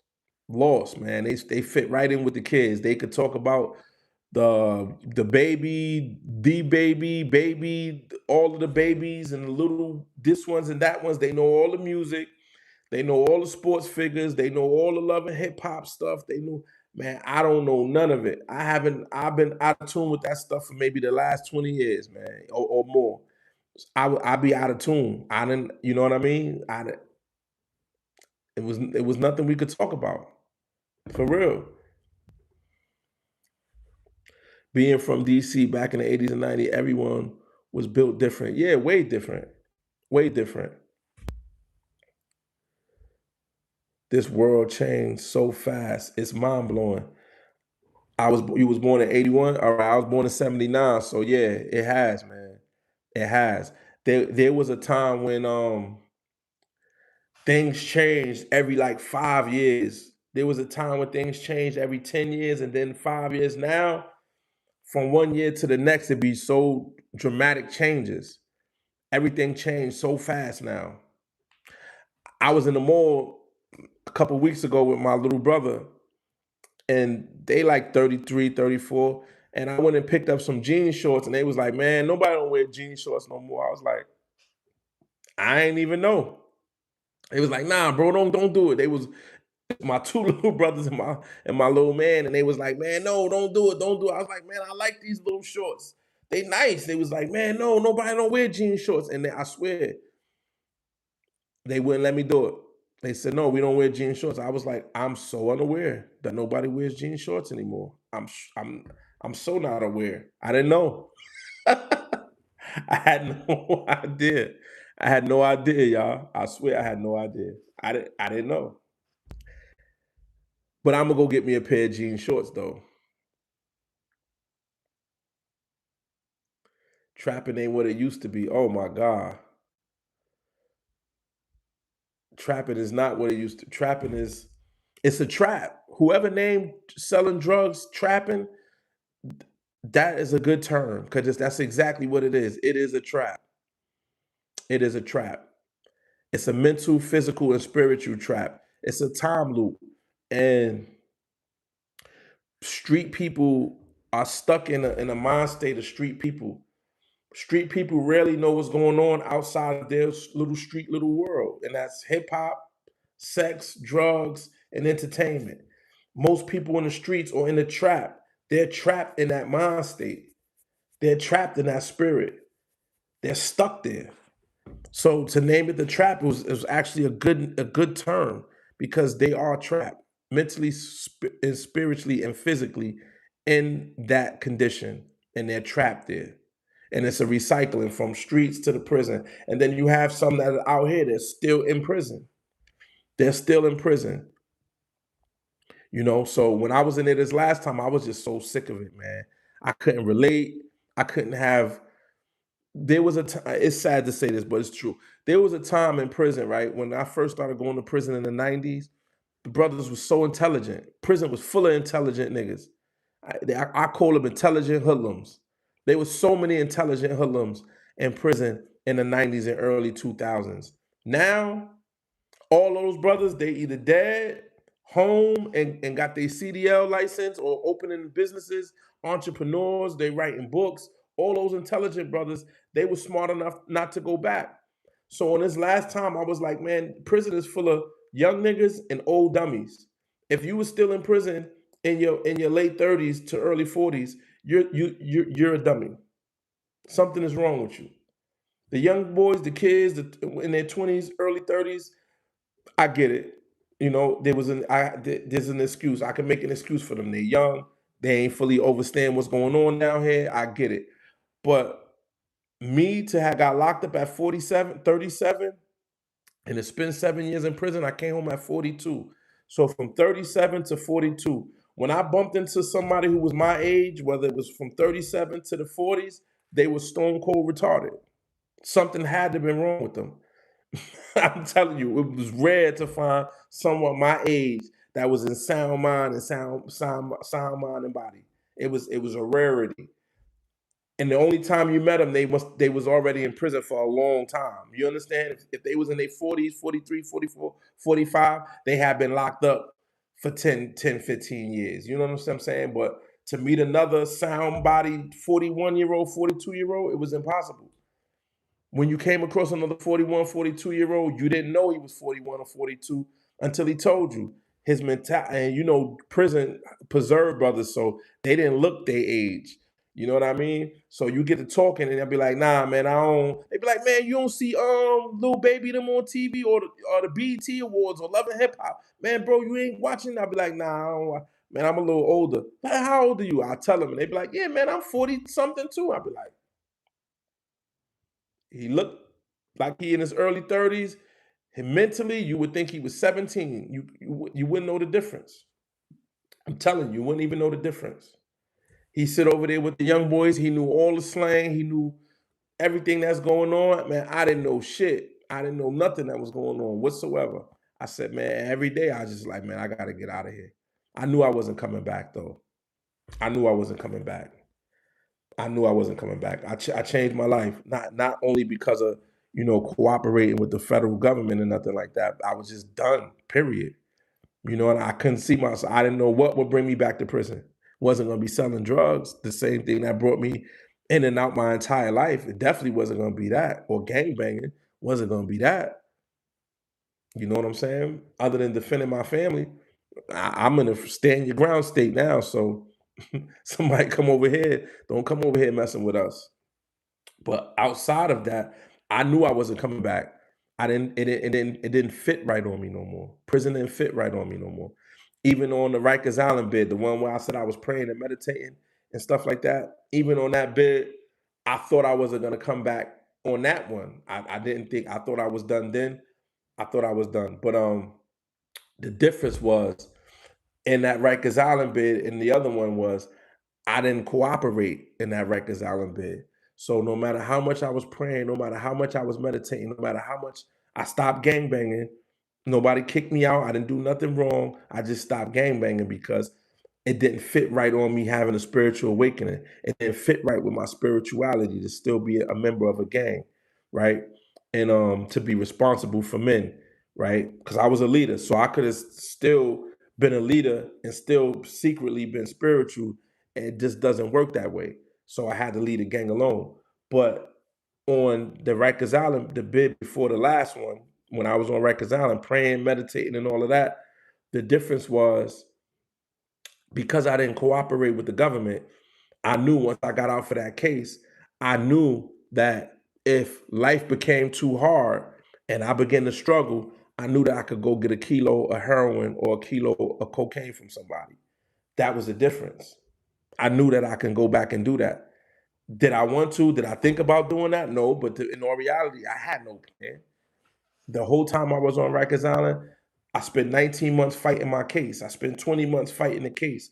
So I didn't have the time to say, okay, well, what are you going to do when you get home? I had no plan. Only thing I did was pray, meditate to get out of that bed, to get out of that situation. So in hindsight, I should have known I was going back because I didn't have a plan. I had no plan. This last one, I had a plan, and I knew that nobody was going to give me no kilos because I knew what I was doing with the government. So I knew that part of me was fully dead. It was over. You know what I'm saying? So now, for the first time in my life, I actually had a plan on what to do when I got out of prison because I knew that I couldn't go back to the streets. Not because of a choice, because I literally could not.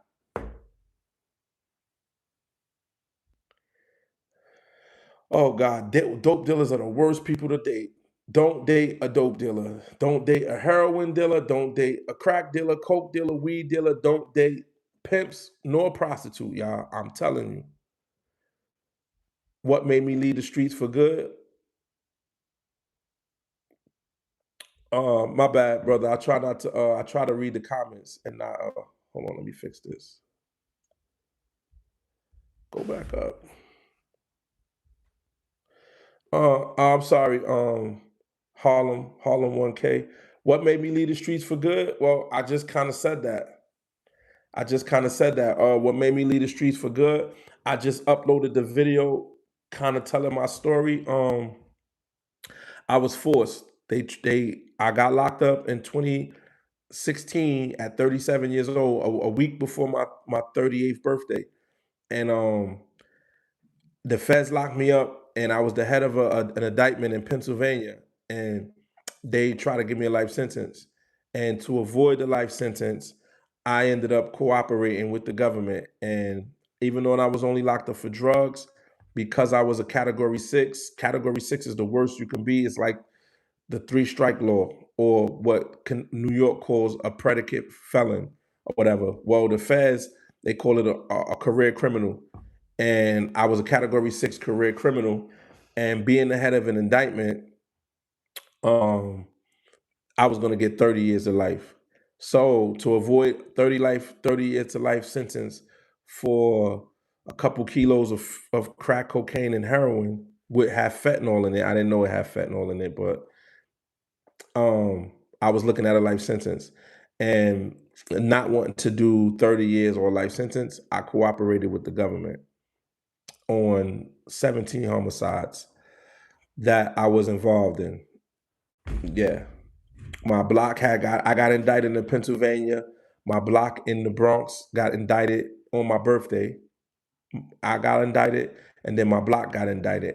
When my block got indicted, the federal government knew that I had dealings up in New York as well as Pennsylvania, and I cooperated. I didn't hire the reason why I didn't hire a lawyer because I had a federal case. So one, a federal lawyer is like would have been like 70, $80,000. And to be honest with you, I should have had enough money to buy 10 lawyers. But I was a degenerate gambler. So when I got locked up, even though I had probably just enough to get a lawyer, I didn't get a lawyer because I knew that I was cooperating with the government. So I didn't even think to fight it. I'm being completely honest. Now, how does one who was on Rikers Island in 2013, praying and meditating and beat a case, ends up being a person who gets locked up 3 years later in 2017 and has to cooperate with the government, right? One would ask that. Well, let me explain to you what happened. When I came home in 2015 from Rikers Island, when I stopped gangbanging, praying, meditating, and all of that, I went back into the streets. When I got out in 2015, that was the first time in my life, and I was 36 years old. So at 36 years old, I worked a square job for 3 months. 3 months at 36. I know it sounds horrible, but at 36 years old, That was the first time ever in my life that I did not sell drugs the minute I got out of prison. And I tried for about 3 to 4 months, and I went right back to selling drugs again, and I got busted. And that's when they try to give me all that time. And I didn't want to do the time. So I'm not going to sit here and pretend that I cooperated because I had a spiritual awakening and I had gave my life to Christ. I'm not going to pretend like none of that, y'all. I got out of prison. I was still married, but separated. I went out and I was selling drugs again. I was having threesomes. I was gambling, partying. I went right back to all the shit that I was praying and meditating myself out of in 2012 when I had my spiritual awakening. I went right back to all the shit when I sat on Rikers Island in 2013 and 14, praying, meditating, wearing a suit, carrying my Bible. When my feet touched solid ground, I went right back to all the same shit again. The devil came right back on me hard. So now I was selling more drugs than I was selling. Man, when I say I don't even want to talk about sexual exploits, but I'm gonna tell y'all this, and this is some real shit I'm telling y'all. Because I had my spiritual awakening in 2012, right? Because in 2012 I made a decision that I said I'm gonna live with God, and I'm not gonna be a gangbanger. I'm not gonna be a hoodlum no more. I'm gonna live righteous and I'm gonna live for God, right? When I took that stance in 2012, y'all, and when I got locked up in 2013,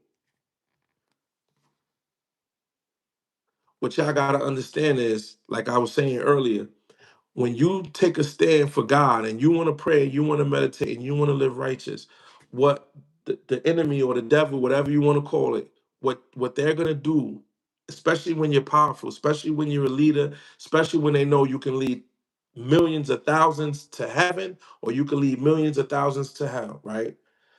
So when I took that stand, but I still was committing crime, I still was fighting, I still was cheating on my wife, I still was doing all of that outside of my spiritual awakening. I didn't do a whole 180. I did a 360. I did a spin and started right back where I started.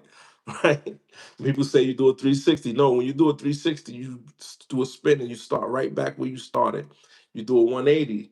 That means you're in the opposite direction. So I did that whole 360 and I landed right back where I started. So when I got out of prison, two things happened, right? I was praying, meditating, I got out. So when I got out now, the devil's on me. For 3 months, I'm still praying, I'm still meditating, I'm working a job, I'm trying to do the right thing, y'all. But when I tell you I was under so much spiritual attacks, and what I mean by that, I mean every woman that I looked at wanted to be with me. All of they was just coming out of the woodworks. And I was married, but I was separated. So what happened was now I'm getting all these beautiful young girls. I'm 37. So now all these 25-year-old, 26-year-old pretty girls, the prettiest girls who like girls. So now I got all these girls who like girls. So I'm having all these threesomes. I had more. Excuse me, ladies who's in the chat. I'm not trying to be too explicit, but I was having so many threesomes in 2016, leading 2015, 16, and 17 that it was unbelievable. And when you share yourself with people, women like that sexually, you're not yourself. So I was so not myself.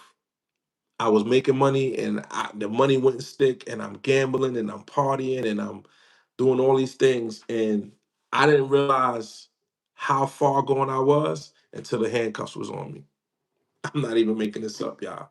I was so much in the loop of gambling, spending, repeat. Gambling, spending, blowing money, repeat. Gambling, spending, partying, repeat. Now I'm taking Molly. I never did Molly. I'll start taking Molly. I'm popping Percocets. I'm drinking Patron. I got hotel suites in the Mohegan Sun. I got presidential suites in Foxwoods Casino and Resorts. I'm in the Poconos. So I was just from jacuzzis, Percocets, and partying. I was in a time loop. I was not myself spiritually. Spiritually, I was twisted. So when they put the handcuffs on me, when I got locked up, that's when reality set in. As soon as they and man, it's so much, man. Because I was still praying. I was still praying every now and again. I was still meditating every now and again. But I'm gonna tell y'all what was happening, y'all. I'm gonna show y'all how the spiritual warfare, how real the spiritual warfare was. The whole time, now, right? Now, mind you, my whole life, I wasn't spiritual. I was just a street nigga. It wasn't until 2012 when I had my spiritual awakening that I became spiritual or consciously aware of what's going on around us, right? Now, let me show y'all something. The whole time I was out, 2015 all the way to 2017 when I got arrested, right? That whole 2 years, I'm praying and I'm meditating. But this was what was happening. I said this on another chat, in another live. Because I was praying and meditating, and I knew the power of prayer, I knew the power of meditations, right? Me praying and meditating, this is what happened. Every time I would go into prayer and I would pray for like 3, 4 days straight, and my meditation was up, the devil, this is how the devil works. What the devil would do was he would send me another girl. He would send me the girl that I wanted or the girl that I was lusting after, then it would come through her. And then she would come with another girl. And then I might have spent 3 days trying to fast, pray and meditate while I'm dealing drugs. While I'm dealing drugs the entire time. And but I had a situation where somebody else was selling the drugs. I didn't have to physically sell the drugs. I had a whole team. That's how I got indicted in Pennsylvania. I had a whole team down there. So I'll be sitting up in a hotel room with all these Percocets, Molly, cocaine, alcohol, ordering food, and we just having all these damn orgies, right? My spirit was weak. I was twisted, all the way twisted. So what I began to realize was, this is some real shit, I'm being honest. I realized it was if the longer I would pray and the longer I would go through prayers and meditations, I could spend 2 days and I cut everybody off. I won't answer my phone and I'll be in a hotel room for 3 days praying and meditating, ask God to change my heart and going through all the rhetoric.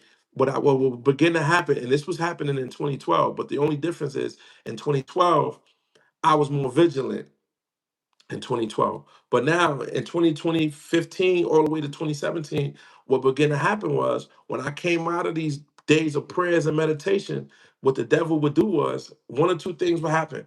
Either they would send the girl that was in my DM, the girl that I've been trying to get to come to Pennsylvania with me, or the Instagram girl, or the stripper that I was liking, or whoever I had my mind set on, that's what they would send. I'm telling you, I would and I would do these prayers and meditations where I would turn my phone off. When I turned my phone on, whether it was in my DM, on Instagram, or Facebook, or in my regular messages, I get that tag, "Hey, big head, oh, what you doing? Come when you come back from PA, pick me up," and it'll be the girl that I've been wanting. I'm telling you, I'm telling you, I'm not making this up. I'm not making this up. Or it would be I'll come out of the prayer meditations and then somebody I ain't one of my plugs that I ain't seen in years would be like, "Yo, bro, I want to front you a kilo of heroin. This is the best heroin in the world." The price might have been 60,000. He said, "Look, I'm gonna give it to you for 40,000, and I can sell the whole thing for somebody else to 60, or sell it to somebody else for 55, or sell it to somebody else for 47 or 48, and make 8 points or 8,000 just in the hand to hand." That's how the devil was working. So it kept me running, kept me running, kept me running, right? And I'll go grab it. Just for instance, I'll go grab it and hand it to somebody else, and in that process, I might have made $7,000, $8,000 profit, right? And then I'll go off to the casino, and now I'm drinking, mollied up. I got two girls on my hip. We done been upstairs doing God knows what. I go to the casino. I might be up 40,000. I'll blow the whole 40,000 that one night. Blow it all. Now I gotta sit in the hotel room with these two girls and wait for my little homies in Pennsylvania. We was making like 6, 7,000 a day.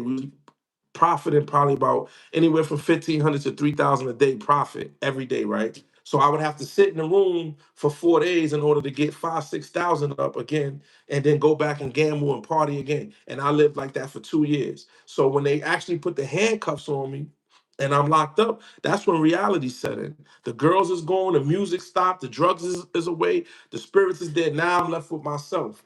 And now I'm sitting there in handcuffs, and I know for a fact that I'm an armed career criminal, and I know for a fact that I'm not getting less than 20 years. And that's when I decided to cooperate. I'm being completely honest. So I didn't cooperate because I changed my life and I found God. I cooperated for the same way that I was from the age of 0 to 37. I was a selfish, ignorant street nigga. And in that moment, I chose to give up all the homicides and all the niggas. They wasn't my friends neither. So whether it makes no sense, it makes no difference or not.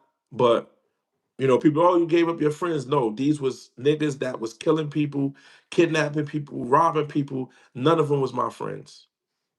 They were gang members and associates that I met in the streets that we could help each other in some kind of way. You understand what I'm saying? So people say, oh, I had people in the chat was like, oh, now he want to say he found God.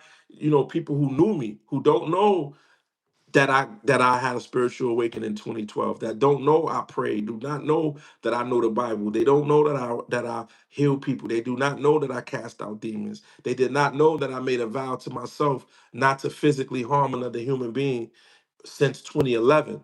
When my 15-year-old was born. They don't know none of that. All they know is Bucks the gangbanger, the street nigga. So they'll jump in the chat and they be like, oh, this nigga found God when he decided to tell on everybody. No, I actually did not. I did not. I found God in 2012. I've been wrestling with myself and God and the devil from the time 2012 to the time I got arrested in 2017. So for those 5 years, I'm still in a spiritual fight, not knowing if I'm gonna go right or left. When they put the handcuffs on me, I didn't say, oh God, Jesus, I changed my life. No, that's not what I said. I was still a selfish street nigga. And I said, how could I get out of this? I know how. I know about 17 homicides. That's what happened. That's what happened, to be completely honest, right? And that's when I realized that the streets was done, that I had to shed bucks. And it wasn't just getting out of the crime, right? I had to give up the murder that I witnessed at 12 years old, that I played a part in my best friend's brother being murdered. That happened when I was 12 years old. That's been on my heart and spirit since I've been 12 years old. That was the murder that showed me that you can get away with murder. One, it showed me how people respect a murderer. Two, and three, it twisted something within me. I wanted to be that. I didn't want to be Michael Jordan. I didn't want to be Michael. I didn't want to be like Mike. I didn't want to be like Mike. I wanted to be like Old Dog and AWAC and Menace to Society. That's who I wanted to be like. I wanted to be like Scarface. I wanted to go out in a shootout for years. I'm not making this up. The demon and the spirits that was on me was so hard that I wanted to go out like Scarface or Cleo and set it off. I wanted to go out in a blaze of glory. That's how I viewed my life ending. That was the end all be all for me. I didn't, I wanted to put my family in houses and put my kids up, buy my grandmother a house, buy my mama a house. I wanted to do all of that. But the end result, I wanted to go out in a blaze of glory like Scarface. You can't make this shit up. That was the spirit that was attached to me.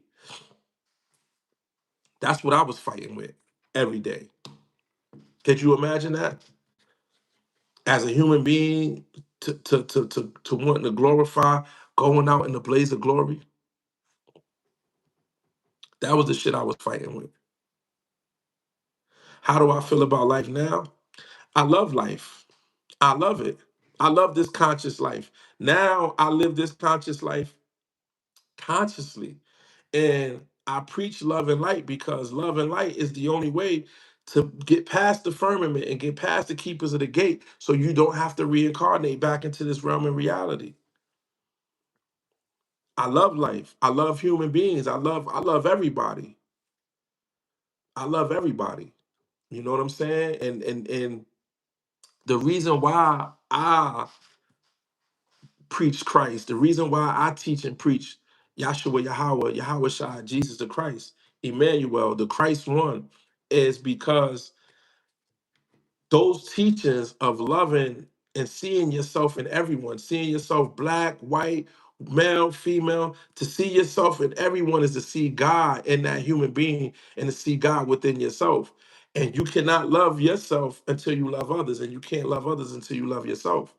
But it's all the Most High Creator.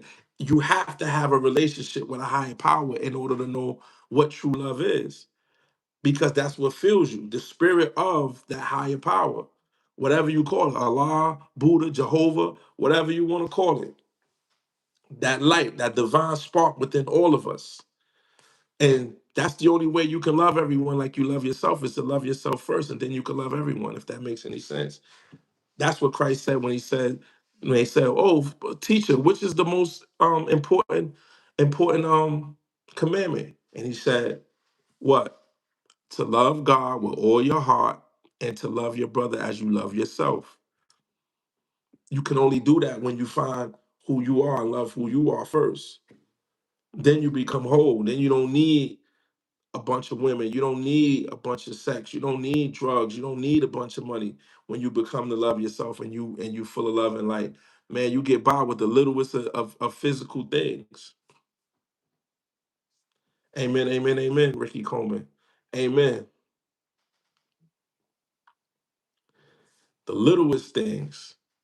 The littlest things bring you joy. You know what I'm saying? So I love life now. I love it. I appreciate it. You know what I'm saying? To be present, to walk on the beach. You know, I've never had a driver's license. I've never had a bank account.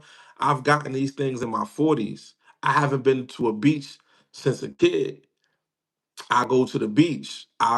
Some of my lives, y'all see me walking in the woods. I go in the woods and I enjoy being outside. Sit by a creek, take my shoes off, walk in the creek, hug a tree.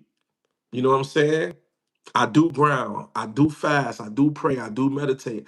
You know, it's more to life than the next BMW, the next gold chain, or having a name, or you know, having these exploits and wasting all your time and energy. How about just loving somebody and not wanting to sleep with them, like loving another human being or appreciating another human being in your space and not manipulating them?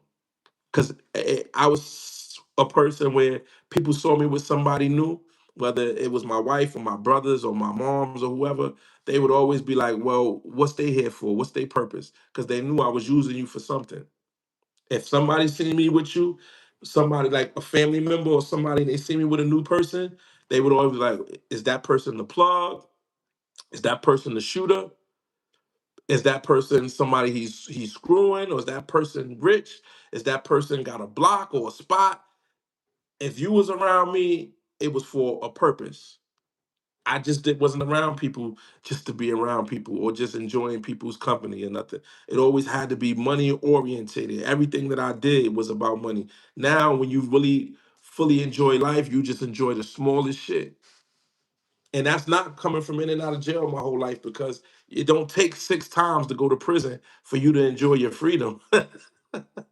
You understand what I'm saying? It only, for most people, it only take one. You know how many people I know been in jail one time or been in handcuffs or in a precinct one time, and that one time being locked in a room and somebody dictating when you move, shit or piss, it was enough for them. You know, so this newfound enjoying freedom and enjoying life don't come from being in prison. It comes from loving yourself and being present. You understand what I'm saying? Everything shouldn't have to be about money or the next move or the next power move or nothing. Just be sometimes. It's okay to just be. It's okay.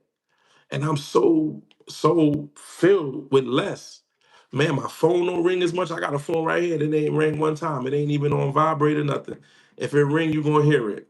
My phone don't even ring. I have my children, I have my elders, my elder people in my family, my children. I don't have many friends. I don't have many friends anymore. And it's not because of, well, yeah, most of the people I grew up with is street niggas, most of them. You know what I mean? The only childhood friends that I remain with, most of the ones that I have, are the ones who squared up when we was younger. They got out the streets, and the ones who are spiritual. You know what I'm saying? And a couple of them. But most of my real friends is dead or in prison. Not due to me either. I'm talking about on their own accord.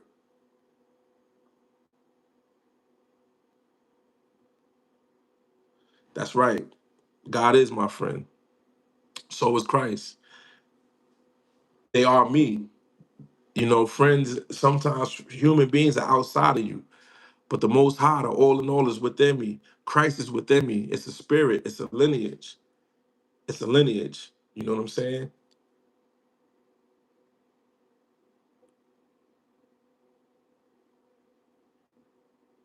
Man, you have really encouraged my heart tonight. God bless you, my brother. Thank you. I appreciate you. Do I still live in New York? No, I don't live in New York no more. I don't. I don't love everybody. I accept them as they truly are, minus the judgment. Right. Right. Well, I love everybody, even those who don't love me back, even those who want to harm me. I still love them because if a person don't understand my journey and who I am and what they've been through, what I've been through, that's okay.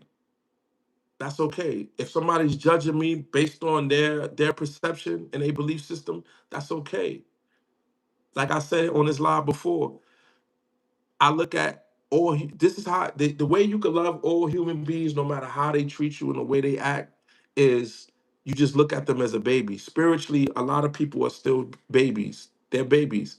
And I say that is because, like I said on this live many a times, it's like when a child punch you in the eye, when you're playing with your niece or your nephew or your own baby, and then you look away to watch TV and they grab the remote control or the bottle and they hit you in the eye with it. They bust you in the eye real hard, and it hurts, right? And you look and you look and you're mad at at the second, and you're hurt. But in that instance, even if you're mad, you don't hurt the baby, or you're not upset at the baby. Why? Because it's a baby. You should have took your eye off the baby. You knew the baby was gonna probably hit you with the bottle or fall off the bed and do what a baby do. It's a baby. So this is why Christ said, "Forgive them, Father, they know not what they do," even as he was crucified on the cross, because he understood that they're children.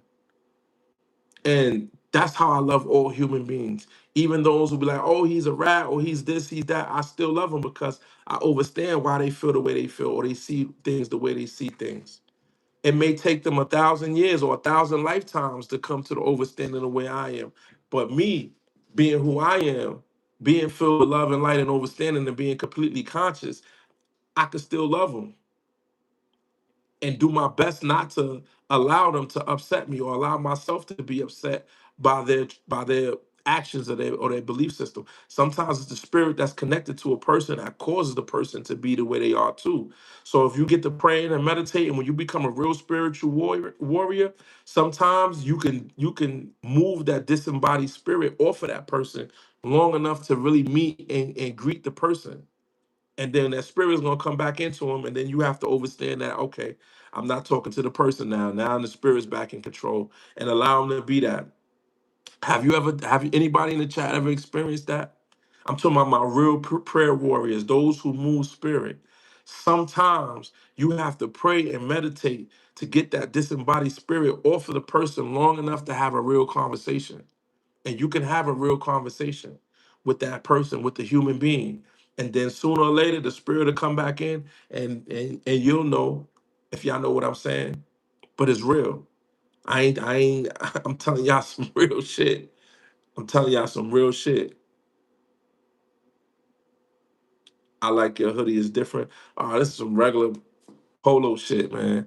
I got some hoodies coming out that you really gonna like. No, you haven't. Well, man, and that's okay. And that's okay. Everything ain't for everybody, man. You know what I'm saying? Everything ain't for everybody. You know what I mean? When you become vigilant in prayers, and you become vigilant in vibrating high, those who are not vibrating on your vibration, they're not going to be able to ascend with you. You know what I'm saying? And the more you do something, like the more you cook or the more you work out, you ever see the brothers with the waves in their head? That's from repetitively, because I used to have waves. That's from repetitively brushing, brushing, brushing, brushing. You brush so much that you create a pattern, right? You work out so much when you do start doing push-ups, you start seeing your traps form, you start seeing your biceps, then you start seeing your chest. All of that comes from repetitively working out. Well, it's the same thing with spirituality. When you pray and you meditate continuously, just like when you work out and you begin to see your muscles form, just like when you brushing your waves and you begin to see this little line and then you see another line, the next thing you know, you got the whole pattern going. It's the same thing with spirituality. The more you pray and the more you meditate, the more powerful you become. And the more powerful you become spiritually, the more you begin to understand and understand other human beings. That's where the love for others come in at. It's not a thought process.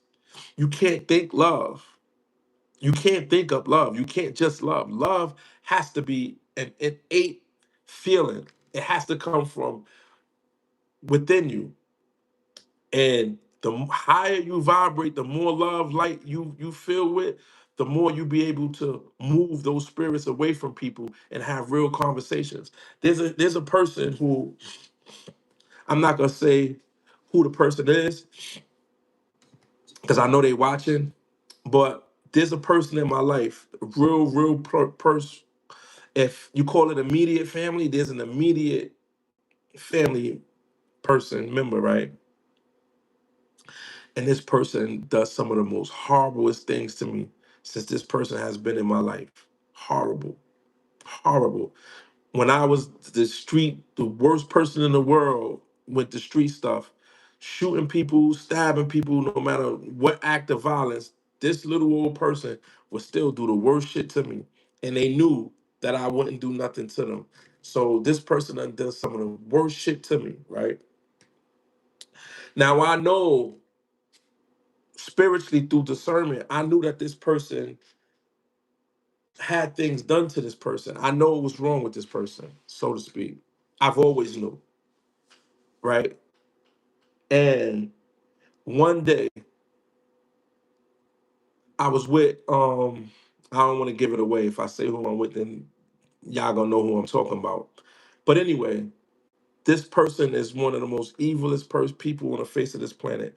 But I'm gonna kind of give it away because I kind of gotta give it away. But this person was molested by their own father, the person that I'm speaking of. And I know this person was molested by their own father, and they never told me, but spiritually, discernment, I know, and the person never not corrected me. In moments of anger, I've thrown that in the person's face, and they never once said, no, my father didn't do that to me, right? So I know it to be true. And so I say that to say this. Years ago, even though I knew this before I was spiritual, I kind of had an idea, right, that something was wrong with the person sexually. So spiritually, when I gained discernment and stuff like this, years and years later, I could always forgive the person no matter how foul they would do stuff to me. They would do horrible shit to me. I would always forgive the person.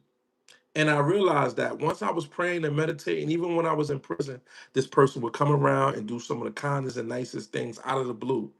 And then they'll go back to being who they are. I would never expect anything from them because I told you they're a horrible person as far as the way they treat other human beings. But every now and again, when I'm praying and I'm meditating, this person will come around and do nice things, and then they'll go right back to being the person that they naturally are, right? So one day, I'm praying, I'm meditating, praying, meditating, praying, meditating, praying, meditating, and the person comes over to the house and they just start crying. I mean, bawling down tears. And they don't know that I was like on a 3-day fast. Fasting is powerful. This I say all this just to show y'all some spiritual shit, right? if you're not familiar. I want to get you familiar. And if you are familiar, then I want to let you know that what you do work. So I was on a 3-day fast, praying, meditating, praying, meditating. This person came over and the person saw me. They don't know what I was doing. And the person just started bawling, crying, snot. And I went and gave the person a hug. This is maybe the first time I've actually hugged this person, maybe in like 20 years, right? So I hugged the person, and the person was like, "I'm so sorry. I'm so mean to you. I don't mean to be mean to you. I know you're a good person. I know you filled with love, and I know you're changed. You're changed." This is after my spiritual awakening. So they seen the gradual change in me. "I know you changed so much. I'm so sorry. I don't mean to be so mean to you. I'm sorry. I'm sorry. It's not you. It's me. I'm sorry. I'm sorry." And I'm like, "It's okay. It's okay." I'm holding the person, hugging the person, whatever. Whatever they came to do, they did what they came to do and they left. I can't say everything. I want to give the whole story, but I don't want to put the person out there, and because I know everybody, my family and friends, even if they're not in here, they watch. So I don't want to. I'm not gonna say what they was there to do. It's kind of important, but I'll give the whole thing away. But anyway, person apologized, cried, said it's not me, it's them, and I'm full with love, and I changed so much, and they love me so much, and then they left. The very next time I saw the person, they had a whole nother attitude all over again, and it's been that way ever since. It's been that way. This was maybe 10 years ago. It's been that way ever since. So I say that to say this: the praying and the meditating that I did those 3 days, when that person came into my circumference, I was vibrating so high that the spirit left them just enough that I could speak to the human being. "Hey, Carla. Hey, beautiful. I'm good." That prayer and that meditation, me praying and meditating for them 3 days, on the third day, which is a spiritual, three is a very spiritual number. That's why you see it a lot in the Bible. It's real, whether you believe in the Bible or not. On that third day of praying and meditation, I was vibrating so high that the spirit that normally controls the vessel, that human being, left the person. And for them, that couple of minutes with the person crying in in my arms, telling me they love me, telling me that I'm a good person, saying they don't know why they do the things that they do to me. For that second, I was there with the child, the baby, before that person was molested, before that person was hurt, before that person became the evil, disgruntled person that it has grown to be and is continuous to be even to this day. For that minute, I was vibrating so high that I got to have a moment with the person, the clean person, spiritually. And the person stormed out of the door. And the very next time I saw the person, they had an attitude. You could see it, y'all. I promise you, you can see it on people. The people, they grunt. That is a spirit. That is a spirit. People who are so disgruntled that their faces turned up, and believe what you're seeing. You have to have a spiritual eye and discernment to see what you're actually seeing and to know what you're seeing. That is just not a person. That is just not an upset or disgruntled person. That is a spirit. I'm telling y'all. Real stuff. So that's why I love everybody, because I know underneath the twisted face and the underneath all of that is the same little boy or little girl that was hurt 20, 30, 40, 50 years ago. God's child is deep within there, but it's so much shit, so much anger and molestation and lies and deceit and distrust and hatred just piled on top of that human soul. And that's the person that we get, so I could still love that person. That's the only reason why I could still love that person, because I understand what's deep down inside of that person. And you don't know what made that person that way. You never know what makes that person that way. That coworker that just never got nothing nice to say, the family member, the Debbie Downer, negative Nancy, the glass half empty, pessimistic, them, all of them, you do not know. what created that person. And when you vibrate and you pray and you meditate, sometimes the universe or God will allow you to see that actual person to show you. And that's how you can grow to love people who, even the people who don't mean you no good or no harm. They don't even mean it. They don't even mean they self no good or no harm. So how could you expect anything other than what you're gonna receive from that person? That person don't even love themselves. They don't love what they see in the mirror sometimes. You understand? It's called the devil on them, whatever you want to call it. Whatever you want to call it. Whatever you want to call it. And that's how I find myself loving people who most people would say don't deserve. Everybody deserves to be loved, right? But however, they say everything after but is bullshit. So I like to say, however, I do keep a distance. You have to keep a distance. You have to. Loving somebody doesn't mean, you have to be around them every day, all day, or you allow them into your house, or you do. No, no, no, no, no, no, no, no, no. No, that don't mean you don't love them because you don't allow them around all the time. You got to take those people in dribs and drabs and keep them at arm's reach. Keep them at arm's reach.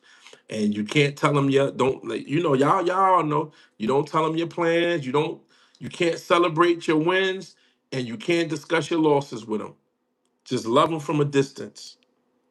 Trust and believe me. Love them from a distance. You have to. You understand? And don't be surprised or try not to be super upset when they do the shit that they're prone to do. Try not to be super upset with it. Expect it sometimes. Expect it.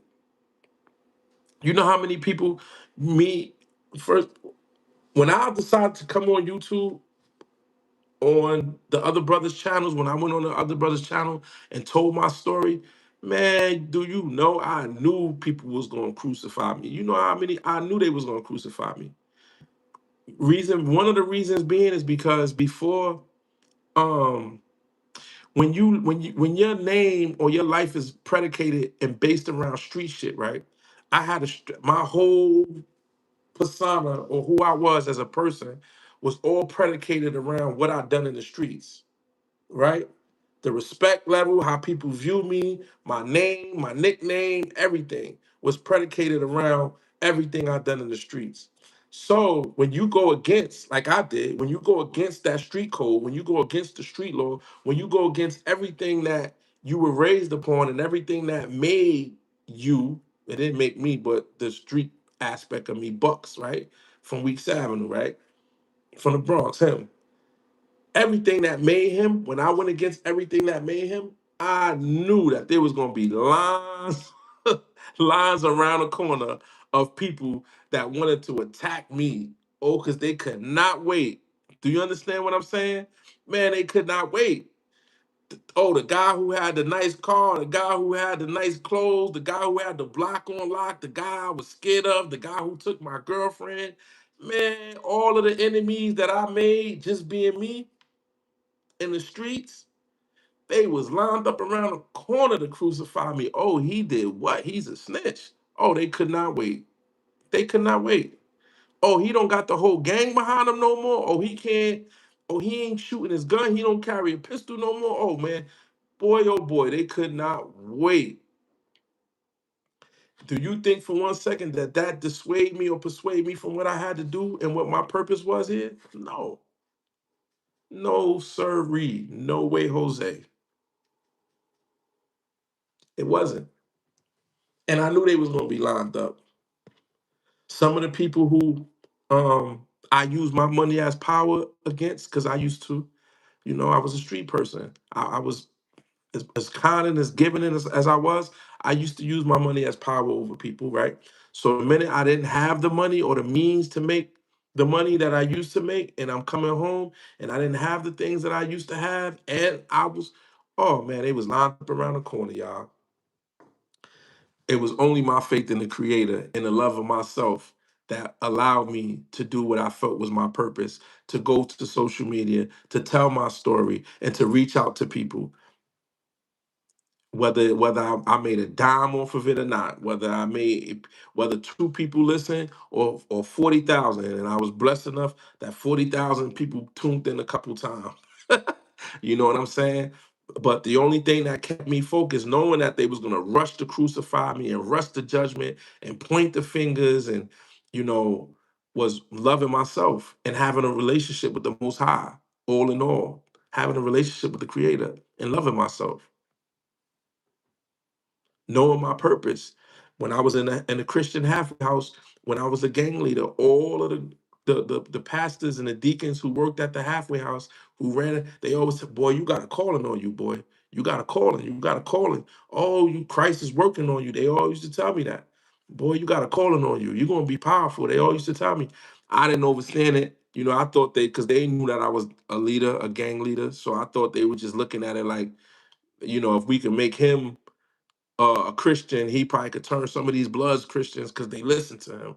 I thought that it was just that, you know what I'm saying? Like because they knew that I was leader of the gang, that they thought that I could be a leader in the church. I ain't really, what I'm saying, understand what they were saying. But that's what made me go ahead and do what I had to do because I knew they was gonna line up around the corner to crucify me. But I knew my purpose. I knew my purpose. I knew I was here for a reason. I knew the Creator kept me alive. I knew that I didn't get a life sentence for a purpose. Because don't think for one second that my cooperation, that I still couldn't get the time that I got. Because there's a whole bunch of brothers who told on the same amount of, well, not a lot as much as I did, but there's guys who told on murders who still got 30 years, who still got 20 years, who still got 15 years. You know what I'm saying? And I'm still alive and breathing and I'm still here for a purpose. You understand what I'm saying? So I didn't allow fear and what I knew, what the masses was going to do to crucify me. I didn't allow that to scare me out of my purpose and what I was sent here to do. Because this is what I'm sent here to do. I'm sent here to save some souls, including my own. You know what I'm saying? Yes, the Creator has plans for all of us, every single one of us. And if I could give you a tool to make your next step, then I'm doing my job. If I could tell you something to remind your spirit of who you are and to remind you of some things that's in your soul subconscious on a soul subconscious level and spark something in you, then I'm doing my job. That's what I'm here to do. Do I fear retaliation? No, I didn't fear retaliation when I was in the streets. I didn't fear retaliation then. So why now would I fear retaliation? Especially if my purpose is spreading love and light. Especially if my purpose is reminding those chosen ones who they are to save souls, right? If that's my purpose, so if I get unalived in my purpose, then I become a martyr. I want to be a martyr. I want to be like Christ. So if I become a martyr for love and light, then I know that my martyr, me being a martyr, when I get to them gates, if it's a gate, or I get to the halls of Amente, and they put my heart on one scale and a feather on the other, if my heart is just a little heavier than that feather, then they could say, but you know what? At the end of the day, he was a martyr. He was unalive for what he believed. He was unalive to save souls. Then I believe that will tip the scales a little bit. So make me a martyr. So I'm not afraid to be a martyr. I'm not. I wasn't afraid of retaliation when I was doing the worst stuff in the world, man. I'm good. I made it to 47. I'm gonna make it to a ripe old age. I know I am. Not because I want to be here any longer down here in this bullshit, but the longer I'm here, the longer I can remind some of y'all of who y'all are, as I was reminded of who I was. This was in my soul's DNA. The universe been talking to me, and those who are here, it's 28 people here. So I know some of the people here are those who were chosen. They're walking in the light. They may have not remembered when you come back and reincarnated, when you went back through the triple stages of darkness, you didn't have your natural consciousness of who you was and how powerful you are down here. So if you're in this live, some of you are here just to be reminded. I'm not teaching you nothing. You already have it on a soul subconscious level. You already have it. what I was sentenced to after my cooperation, they gave me 15 years. After I cooperated, they gave me 15 years. But after I was sentenced to the 15 years, a year later, I went back to court on some of the things that I had um cooperated on. And once I went back to court to help with another homicide, I sat on a grand jury for a homicide, and I walked out the door. I walked out the door after doing 6 years and 10 months. I say seven all the time because I counted as seven, but I did exactly 6 years and 10 months. So I was sentenced to 15, but they did that because they knew they still needed me for something else. And then when I went and did that, that's when they let me go. But there's still probably about like four homicides that I helped them with that's still technically unsolved. There's still families looking for closure for some of the murders that occurred in that neighborhood, and they're still murdering in that neighborhood. I've been home 3 years. Two people got murdered on that same block since I've been home, and I've been home 3 years, and two people lost their lives over there, over drugs for that same drug turf that I went to prison. Well, I didn't go to prison for that, but I appreciate you. So you had about 20 years if you didn't talk. If I was lucky, I probably could have got like 20 something. I could have got 30 if I was lucky. Yeah, I could have got 20, at least that. That's probably would have that was my low number. I probably would have got 20 if I was lucky. But I probably would have ended like 20 something years, 20. I seen people with my same situation who didn't cooperate, and a lot of them got like 30, 27, 22, 30. I see maybe like three, four guys who was in my same situation, and I didn't see none of them get 20. They all got like 22, 25. I seen one guy get 30 in my same, like, kind of had like the same situation I had. But I believe I had the worst record out of everybody that I see. I see some career criminals, but they was career criminals, but their case wasn't as bad as my case. You know what I'm saying? Or they was career criminals, but they wasn't the number one on their indictment. Like, they wasn't the leader of their case. They was just on a case with some other people, and they got 22 years or 21 years or 23 years. You understand? I was like the worst that I seen. Not the worst case, but like the worst scenario, with me being a category six and being the leader of my case, and being having armed career attached to it, and the fact that there was a state kidnapping in Pennsylvania that I knew they was gonna charge me with eventually, and the fact that I had like three murders that I was present for in New York that I knew any day could come back to haunt me. So it wasn't just a particular case that I had. It was like the kidnapping that wasn't on my case, and all of the stuff that I had done in New York or was involved with in New York that I knew would come back to haunt me. So um even if I would have, let's just say I didn't tell, and they would have gave me 20 years if I was lucky, right? I would have been coming home. I probably have been coming home in another 7, 8 years, maybe, right? If I'm lucky, because when you go to the federal penitentiary, it doesn't necessarily mean that you're coming home. I was going to a prison where people were getting unalived every year. I was going to one of those places because those are the places that I left from. So there was no guarantee. But let's just say hypothetically, I would have didn't cooperate and I would have got 20 years. um Not only would I have not came home, but a lot of that stuff would have been on my spirit still. A lot of those murders that I gave up was on my conscience. I haven't had the gangs killing me dreams. I used to have these certain particular nightmares. I haven't had those nightmares since I cooperated, and that's some real shit. So when people be like, I don't regret nothing that I did, but the reason why I know 1,000% sure that I did the right thing is because I don't have the dreams that I used to have no more.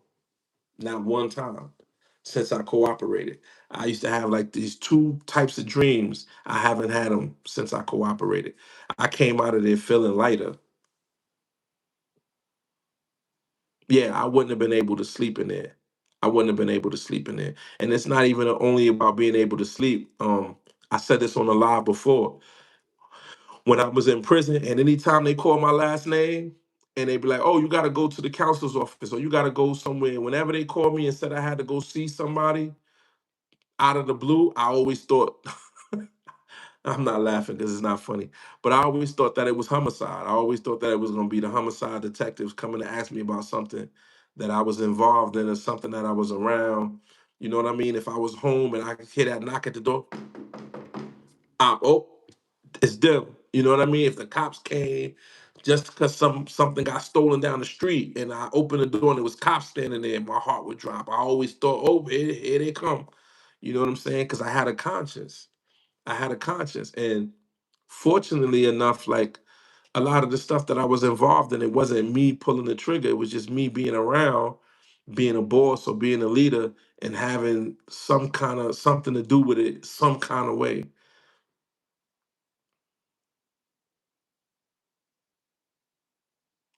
Yeah, yeah. I'm much lighter now and I feel much better. You know what I'm saying? Than I used to. I'm lighter. I smile more. I laugh. I'm able to laugh more. I'm actually living life.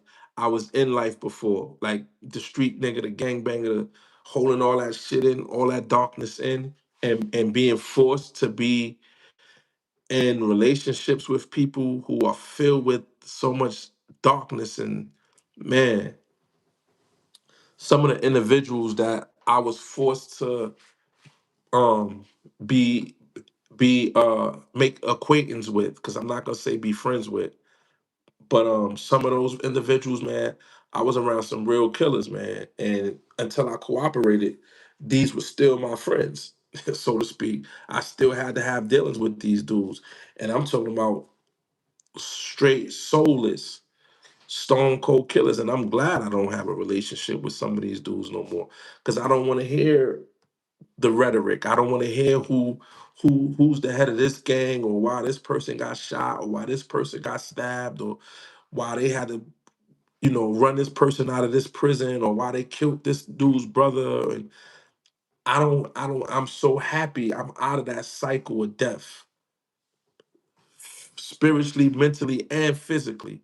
I'm so happy. People say, "Oh man, you told on everybody. Now you can't be in the hood and all of that." I am grateful that I'm not in that circumference of madness no more. I'm not. When it come time for me, when I'm in a financial situation, when I could go back to my neighborhood and pass out book bags and pass out bikes and pass out stuff like that, because I'm gonna. When I'm able to do that and my nonprofit is up and ready, I'm gonna have the police out there and I'm gonna pass some stuff out. But that'll be the only reason why I want to go back over there, is to do and to give back to the people. That'll be the only reason why I want to go back out there. To go back over there to sit on the milk crate and hang out on the corner of 240, or and sip some Hennessy or some nutcrackers or some slushy. And listen, my neighborhood right now in the summer when it get hot, oh trust me, it's 1:30 right now.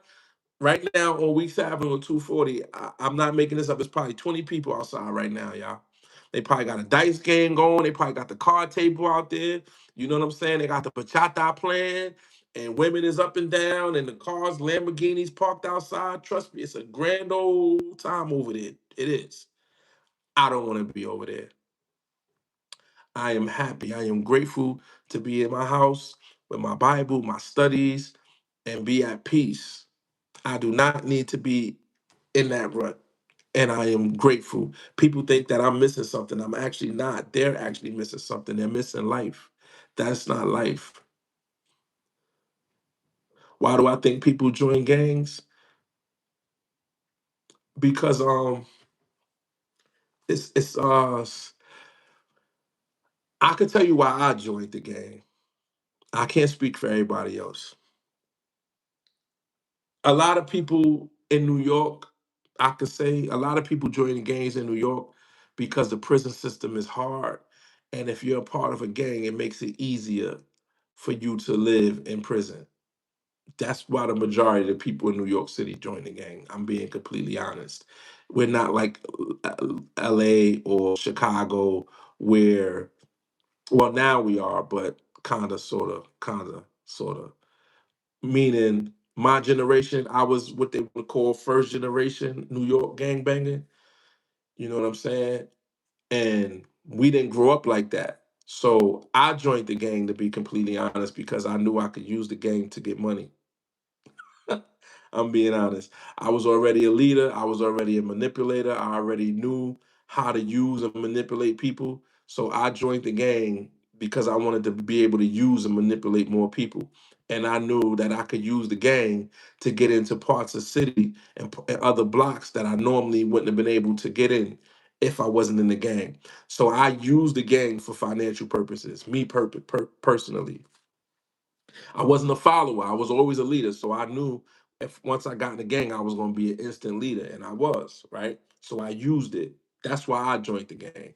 It wasn't because I was fatherless or I thought it was cool or any of that shit.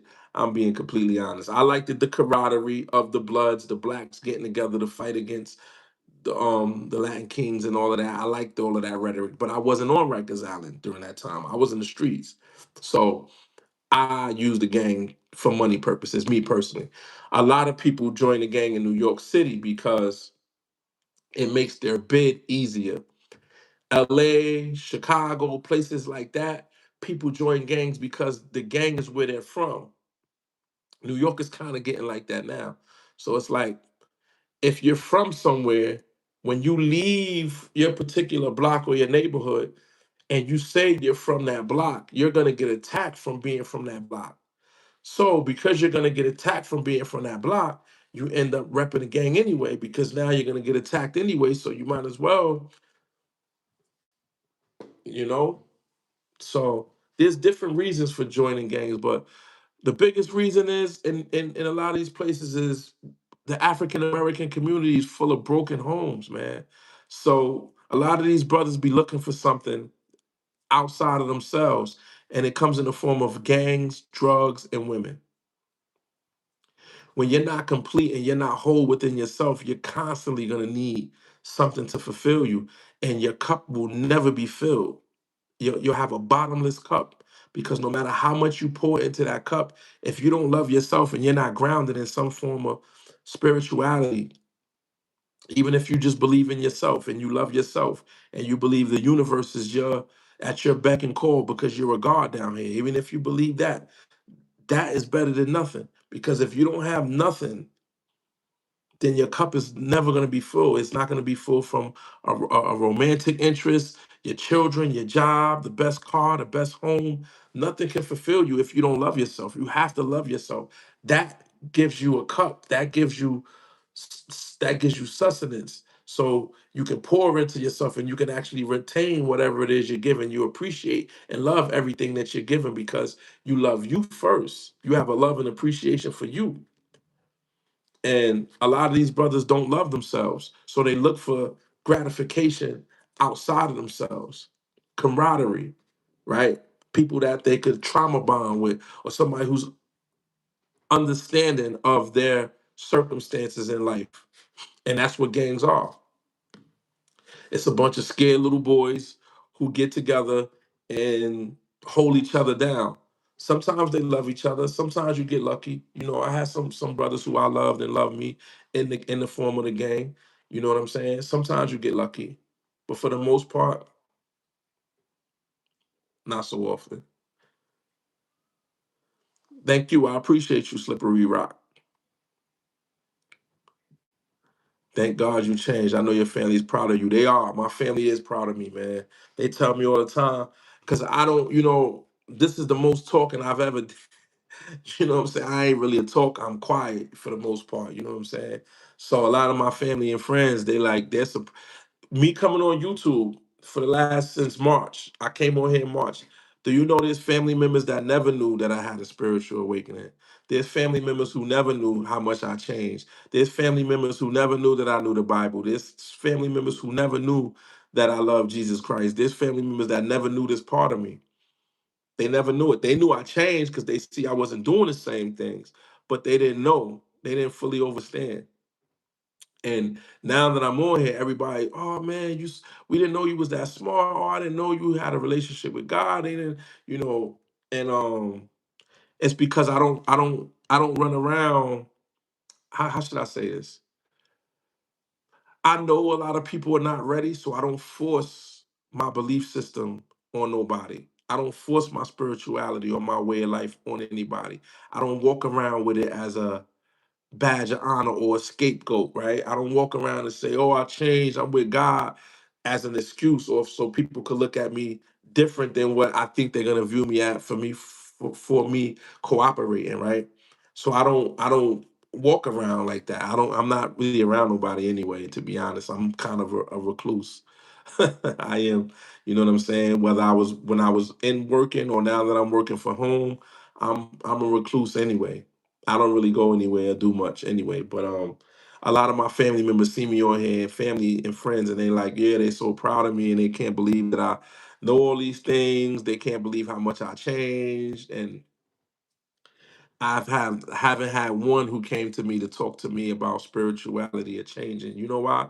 Because just like Christ, remember in the Bible when it say when he was preaching and teaching and he was in Nazareth and they was like, oh, isn't that the carpenter's son? No matter how much great things that he was saying, they could only see him as the carpenter's son. So with a lot of people, it's like that, except I'm not the carpenter's son. I'm the pimp and the dope dealer's son. And I was the pimp and the dope dealer myself. So it's like no matter how much spirituality I come up here and talk, it's still gonna be people, they still gonna see bucks. They gonna still see the gang banging, dope dealing, snitch. That's all they gonna see. They don't see nothing else other than that. And that's okay. Cause I see them. I see them. Who controls the streets in major cities now? Americans or the cartels? Depends on where you at. The police control the streets, no matter where you at. Who control the streets? The FBI, the United States government. That's who controls the streets. I don't I don't give a damn how you put it. So the Americans, if that's what you want to say, the United States government controls the streets of America. I don't give a damn what city you're in. The biggest gang in America is coming to get you. And it ain't nothing, no gang members, the cartel, the African Americans, the Mexican mafia, the Albanian mafia, the what's left of the Italian mafia, the shower posse. I don't care. The flying dragons, the Asian boys. I don't give a damn what gang you're in. The controller of your city is the FBI, the CIA, the NSA of the USA. They control it. That's who controls it. They know everything. And I was on that side, and I'm telling you, they know everything. I thought I went in there to profit everything. I ain't gonna say I ain't told them nothing they ain't know, but shit, 98% of what I said they already knew. Only thing I did was I could put a voice or a face, to what they already had heard. That's who runs this country, man. We don't own them corners. We don't own none of that. I don't care if you ate Trey and you on 183rd and Crenshaw, or you from 183rd and Davidson, and you 1-8 Trey gangster because you from 183rd and Davidson. You don't own 183rd and Davidson. And when the people come, they're gonna sweep, they're gonna clean y'all right off 183rd and Davidson. They're gonna plant some trees. Yeah, they're gonna plant some trees, open up a couple bistros and put some outside seatings, and they're gonna regentrify that community while you're in the federal penitentiary somewhere, sir. That's who runs this country, the government.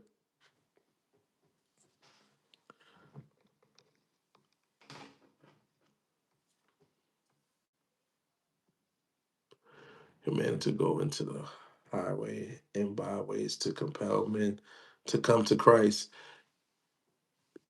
Your lifestyle speaks for you. Yeah, well, yeah, the life that I used to live. Yeah, yeah, and a brother, man, this brother who helped me, this Christian brother, he's a pastor. He got his own church now, man. He found me and he pulled me into Christ, and he taught me some things, and he said he had a vision that he saw rows and rows of brothers, with cornbraids and do-rags and Yankee fitteds and hoodies.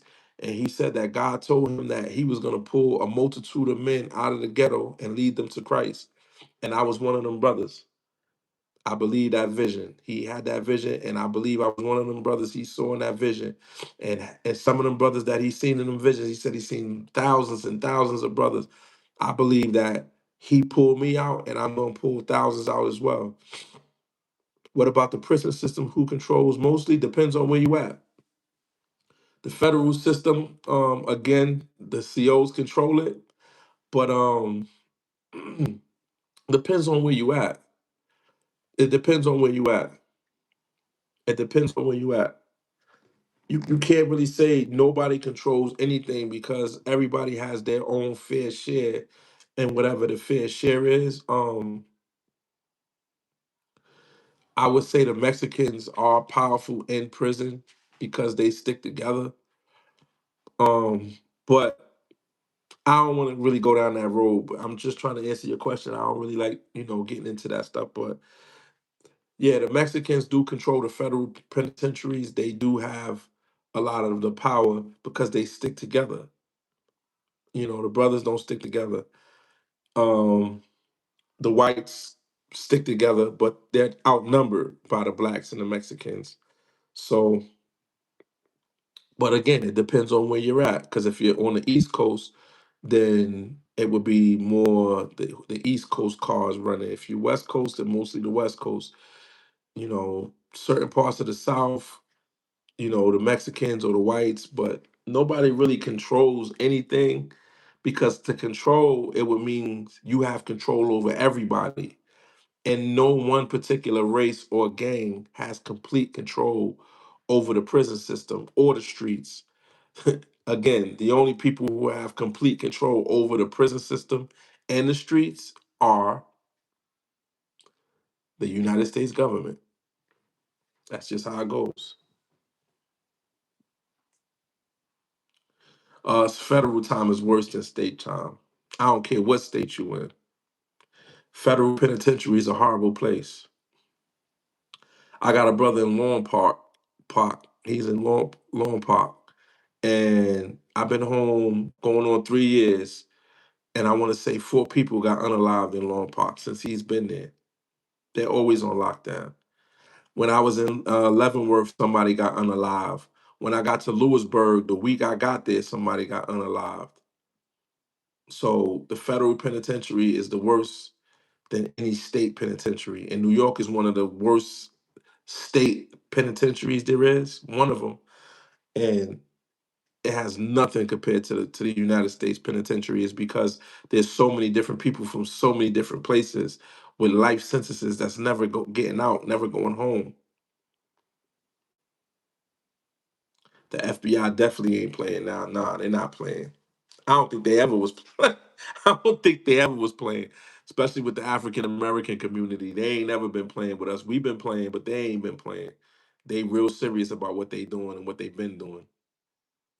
You know what I'm saying? But yeah, the state, the feds is definitely way more violent. The penitentiary, I'm speaking in terms of the penitentiary is way more violent than most state pens. It's bad. It's bad. You got a lot of people that have life sentences with never going home. You know what I'm saying? And the smallest the smallest transgression could lead to someone losing their lives. And when you're in a car or a gang, anything that anyone in your particular car or gang does reflects on you. And it's not every time when you're privy to everything that's happening and everything that's going on. You know what I'm saying? So something can happen that you're unaware of. Something can happen on the yard with your gang or your car, and you could be in a unit. And let's just say you're from New York. You might be in a unit, and it might only be 5 New York guys in the unit, but one of the New York guys got into it with a Mexican on the yard, and now they got orders to do something to you. It might be 50 Mexicans in the unit, and it might be only 5 of y'all, and they all got knives. You may not have a knife, but you may not even know what's going on. So you might could be in the shower, you might could be doing push-ups, you might could be caught completely off guard and be in a situation for something that you technically didn't have nothing to do with, but someone in your gang or someone in your car may have offended somebody in the slightest way, and lives could be lost. And that's why I didn't want to go back to that. I had already been there. I barely made it out the last time. So I didn't want to go back to the federal penitentiary. I was in the federal penitentiary when I was 21, 22 years old, 23 years old. I barely made it out. Right when I was going home, the New York car got into it with the white boys, and it could have went bad, and I wouldn't have made it home because I would have had to stab somebody, or I would have got stabbed. You know what I'm saying? You really didn't have a choice. And there I was, less than 6 months to the door, and I'm on the yard with my knife because somebody insulted somebody else on a baseball field, and the guy who insulted the guy, he had life. He insulted another guy who had life. Here I am, 22, 23 years old with 6 months left, and my life is basically in their hands. But the little issue got resolved, nothing happened, and I was able to come home and stuff like that. But that's the type of lifestyle that happens in there. What happened to the John Cuff Part Two? I still got it in my phone. I was kind of trying to lean away from the gangster stuff, but everybody keep asking about the gangster stuff. So I think I'm gonna end up putting it out. I'm gonna put it out because everybody keep asking. I've been trying to lean more towards the spirituality part, but I don't know. I guess it's a balance. I think they kept denying it though. I kept trying to upload it, and it was something that I had to take out, and it was like a 40-minute video, and it was like 5 things they wanted me to take out. So in order for me to do it, I got to take it all back out my phone and redo it. But I'm probably gonna end up redoing it because everybody keep asking. Did people keep money on your books and expect your calls? Yeah, yeah, yeah. And oh man, that's a whole nother story. Yeah, I've always been fortunate though. Even though I've been in prison my entire life, I've always been fortunate. I've always had people hold me down. Like my family loved me. I always had my aunts and stuff like that. They held me down. And women, I always had women that would write me and stuff. Because every time I was out, I've always, I was a womanizer, but I was good to women, if that makes sense. So I always had like whenever I went to prison, there was always women that I hung out with that would always write me, wanting to be my girlfriend when I came home and stuff like that. So I always was all right in prison. I never was like in jail. God willing. I was generally a good person. I had a good heart. You know what I mean? So I always had good people by my side. I've never done a bid like messed up, broke, or alone, or with nobody to call. And a lot of people in prison don't have nobody to call. A lot of people in prison be in there and they be twisted. People forget about them. I was never that person. And you would think my sixth time in prison, getting locked up at going on 38 years old, my sixth time in prison, you would have thought the whole world would have gave up on me, right? But no, I had my aunts, and my aunts held me down. I had a bunch of women who held me down. Um, so I was all right. Yeah, a lot of people don't have that. Prison is a miserable place, man. It's a miserable place.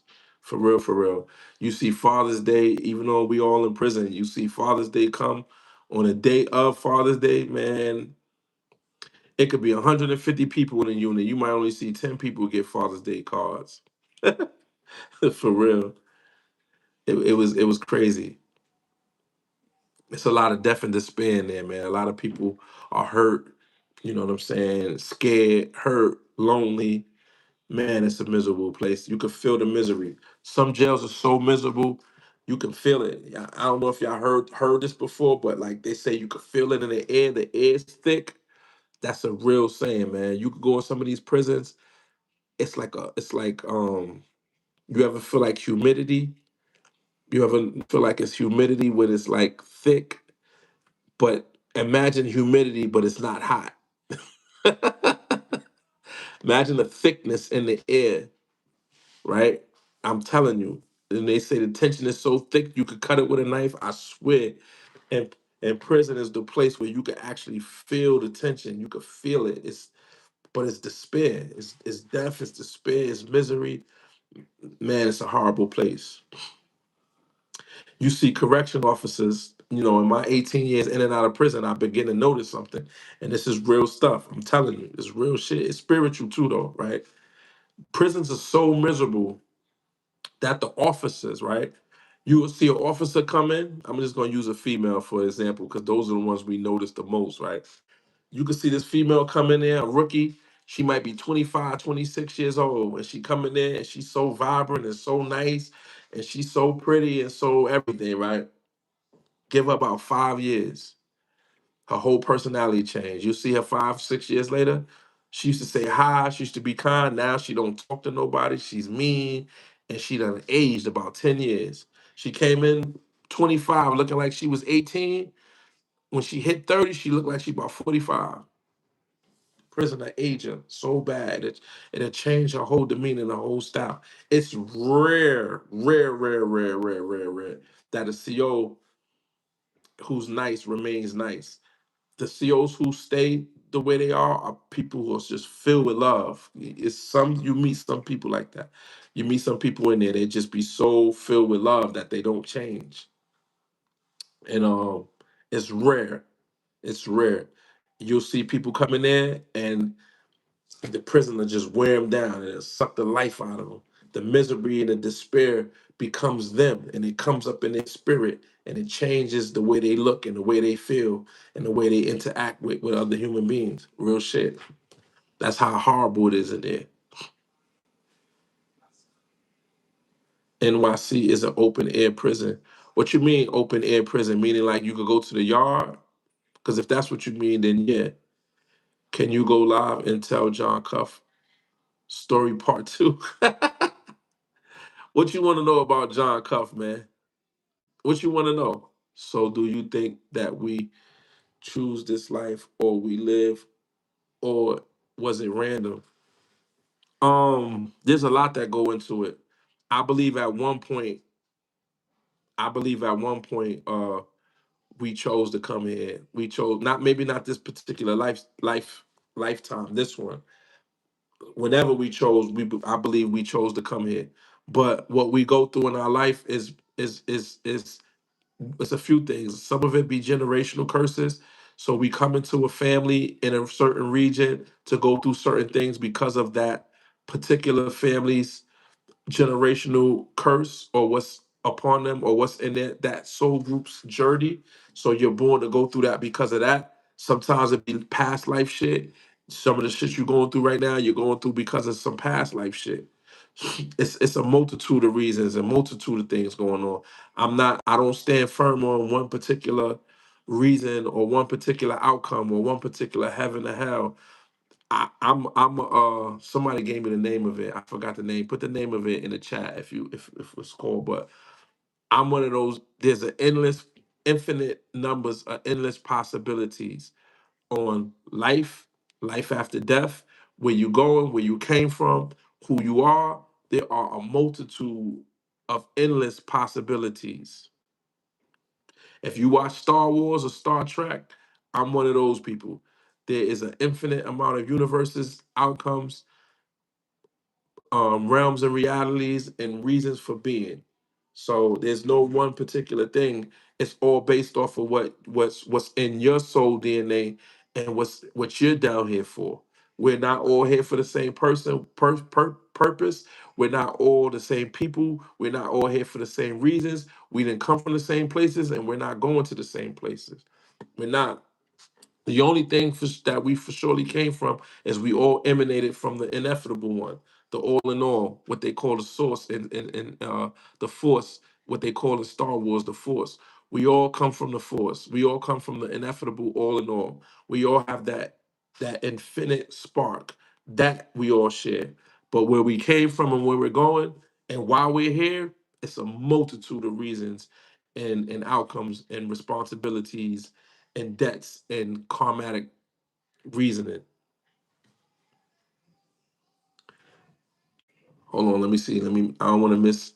Let me go back to the comments and try to read the comments. Can you get, all right, do you think, all right, let me see. Wow, I believe you. Being a CEO seems like a difficult job. You never know what's going to happen. That's true. And then they coming in, some of them coming in nice, and then because you're around a bunch of criminals and connivers, it'll make the person not be nice because people would take their kindness for their weakness. So some of them CEOs who coming in nice and bubbly, they don't become that way. They don't become mean. There's a multitude of reasons why they become mean, but one of the reasons is somewhere along that journey, somebody took their kindness for weakness. And then they just say, you know what? I don't trust none of y'all. Y'all all criminals and crooks. And they stay that way. You know what I'm saying? What part of New York you from? Oh, I'm from the Bronx, beloved. I'm from the Bronx. GE90s BK. Okay. Bobby Brown's story. Oh, the Darnell kidnapping and how he met Preacher and his time as a police officer and how his partner, who was a cop, went missing. Um, I believe this we could choose experience, especially if we took the challenges and woke up like you're doing now. Amen. All right, about Frost, you said Bobby Brown. Yeah, Cuff did kidnap Bobby Brown. He told me he kidnapped Bobby Brown. So Bobby Brown coming on TV or doing interviews saying he never been kidnapped, that's a lie. Cause Cuff told me that they kidnapped Bobby Brown. Darnell, if it's in the movie, the Paid in Full movie, they knew Darnell because they knew the mother. Frost always told me that he he used to say that he didn't kill little Darnell. He used to say that Rich Porter killed his own brother. And I used to be like, he used to say that. Oh man, they say we killed him. We didn't kill him. Rich killed his own little brother. And he used to say it all the time, and I never corrected him. And then one day I finally asked him, I was like, yo, you never, especially in prison, you don't never want to put a murder on somebody. You know what I mean? If they admit it to you, they admit it to you. But you never be like, yo, I heard you killed so and so. You just don't do that, right? So I could never be like, well, yeah, y'all did kill him. I could never say that because in prison people don't, and they was never charged with that. So I never corrected him. So finally one day I was like, yeah, but everybody say you did. He's like, yeah, we killed him. He said, yeah, we cut the little nigga up. It's just how he was though. He was a sadist. He used to laugh about killing people and stuff. He had a spirit attached to him too. But he's like, yeah, we killed the little nigga. He said, but Rich killed him. I was like, what do you mean Rich killed him? He's like, yeah, because he should have never had his mother and his family still on 8th Avenue with all that money he had. He should have moved his family. That was his logic. That because Rich didn't move his family, he killed his own family because he knew that wolves and people who prey on the weak would kidnap his family because in the 80s, everybody was kidnapping people. That's what they would do. They would grab a family member and make you send money. This is just what happened in the 80s. So he said because Rich didn't move his family, he was uh it was his fault that his little brother got killed. Um, so that's he didn't meet Donnell. They always knew Donnell. They knew Rich Porter's whole family. Johnny Apple was Rich Porter's uncle. Was down with preaching them. He was preaching them generation. Preaching them was a lot older than Rich Porter and them. Rich Porter and them was in their early 20s when all of this happened. John Cuff was probably in his mid 30s. Preacher probably was already in his late 40s because I think Preacher had cuffed by probably like 10 years, 8 or 10 years, something like that. So they was significantly older than Rich Porter and them. But the Rich Porter's uncle, the one who gave them the idea to kidnap little Darnell, he was of Preacher in them age. You understand? So they already knew him. They grew up around each other. And Cuff's partner that went missing, I never even heard of that. I never know, but he probably killed them. If he had a partner and his partner went missing, his partner probably seen something he wasn't supposed to see, and I wouldn't doubt it. They killed a lot of people. They was responsible for like 35 homicides. Cuff was a stone cold killer. He had a spirit attached to him too. He used to laugh about murders all the time. And once I became spiritual, I began to understand how a person could just laugh and joke about murder. And talk about murder like the way we talk about throwing a football. You know what I mean? You be talking to him, you be like, yeah, yeah, yeah, yeah. So we killed that. We killed so and so, man. He had to go. He had to go.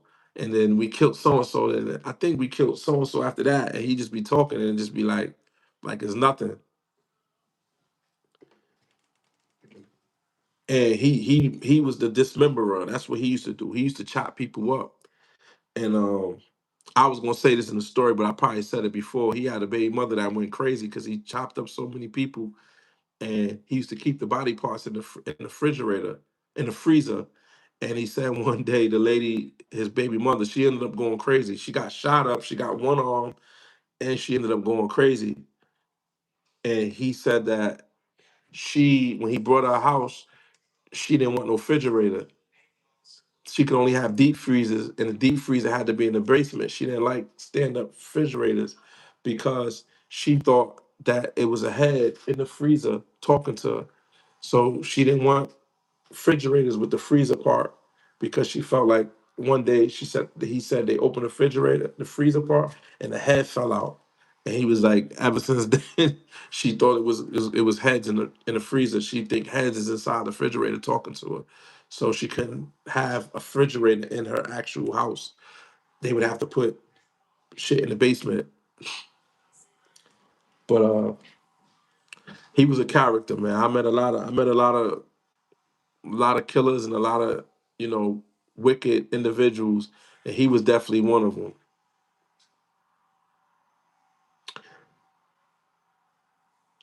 I appreciate you. You don't have to thank me for that. You need to write a book. My favorite story is when as a kid you was forced to knock on a door which turned into a tragic incident, and those guys and incident, did those guys go to jail for that? Nah, they didn't go to jail for it. The person who actually killed that individual, he passed away like a year ago or two from like cancer or something. Yeah, he passed away. The actual killer. The other, because it was three people that killed them. The other two people, I don't remember what happened to the other two people who killed them. But the main guy who was from the block, the main guy who kind of raised me, him and his brother, his brothers, they raised me over there. He died from cancer like two two maybe like a year or two ago. He passed away. But they didn't go to jail for that though. They didn't go to jail for that. Are you Muslim? If so, how do you manage the difference between woke and religion? No, I'm not Muslim. I'm not a Muslim. Although I can be considered a Muslim because I do submit to the will of the Most High Creator. But because that's all a Muslim is one who submits to the will of Allah. But Allah is a He God, and I ascribe to the Most High, the All in All, not just the Most High, the All in All, the ineffable one. And Muslims is the devil. Not all Muslims. There's some Christians who are the devil too. You got to see some of them, the Roman Catholics. Some of the Roman Catholics are I believe are shapeshifters, and I believe some of them Roman Catholics are demons in human flesh. So the same way you got some Muslims you can call the devil, there's some Christians that we can call the devil. I was a Muslim when I was younger. My first bit I went to jail, I took my Shahada. I was like 17, 18. I took my Shahada. I wanted to be Muslim. But before I went to prison, I was a guard body, a Nation of Islam. I was of the Nation of Islam as a child, but I didn't really fully understand the tenets. And then when I went to prison, I took my Shahada and became a Muslim when I was 18. And that's because I seen how a lot of the street dudes that I knew that was straight criminal gangsters, Islam had humbled them. And I seen how they became humble when they embraced Islam. So that made me embrace Islam. But I'm not a Muslim though. Hold on, let me read. I'm about to get off of here. Yeah, this cuff dude is very demonic. Where is he now? He has 120 years for the state and 2 life sentences. I don't believe he's ever gonna get out of prison. Um, Difference between woke and religion. Woke is the whole conscious community. The whole conscious community. There's a big difference between woke and religion. The difference between woke and religion is you could be anything and be woke. You could be anything and be woke. I think a lot of the woke community are into the ancestral Ifa and the Ashe aspect of it. A lot of them dealing with the Yoruba, like the African spirituality. Most of the woke community, most of them. But you have some that are Muslim, you have some that are Christian, you have some. You don't have too many Christians in the woke community, though. Not too many. You don't have too many Christians, but there's a difference between woke and being religious. I think the biggest difference is woke people are kind of everywhere, so to speak, right? They're everywhere with it. Whereas religious people, they stick to their tenets. That's the biggest difference. Religious people stick to their tenets.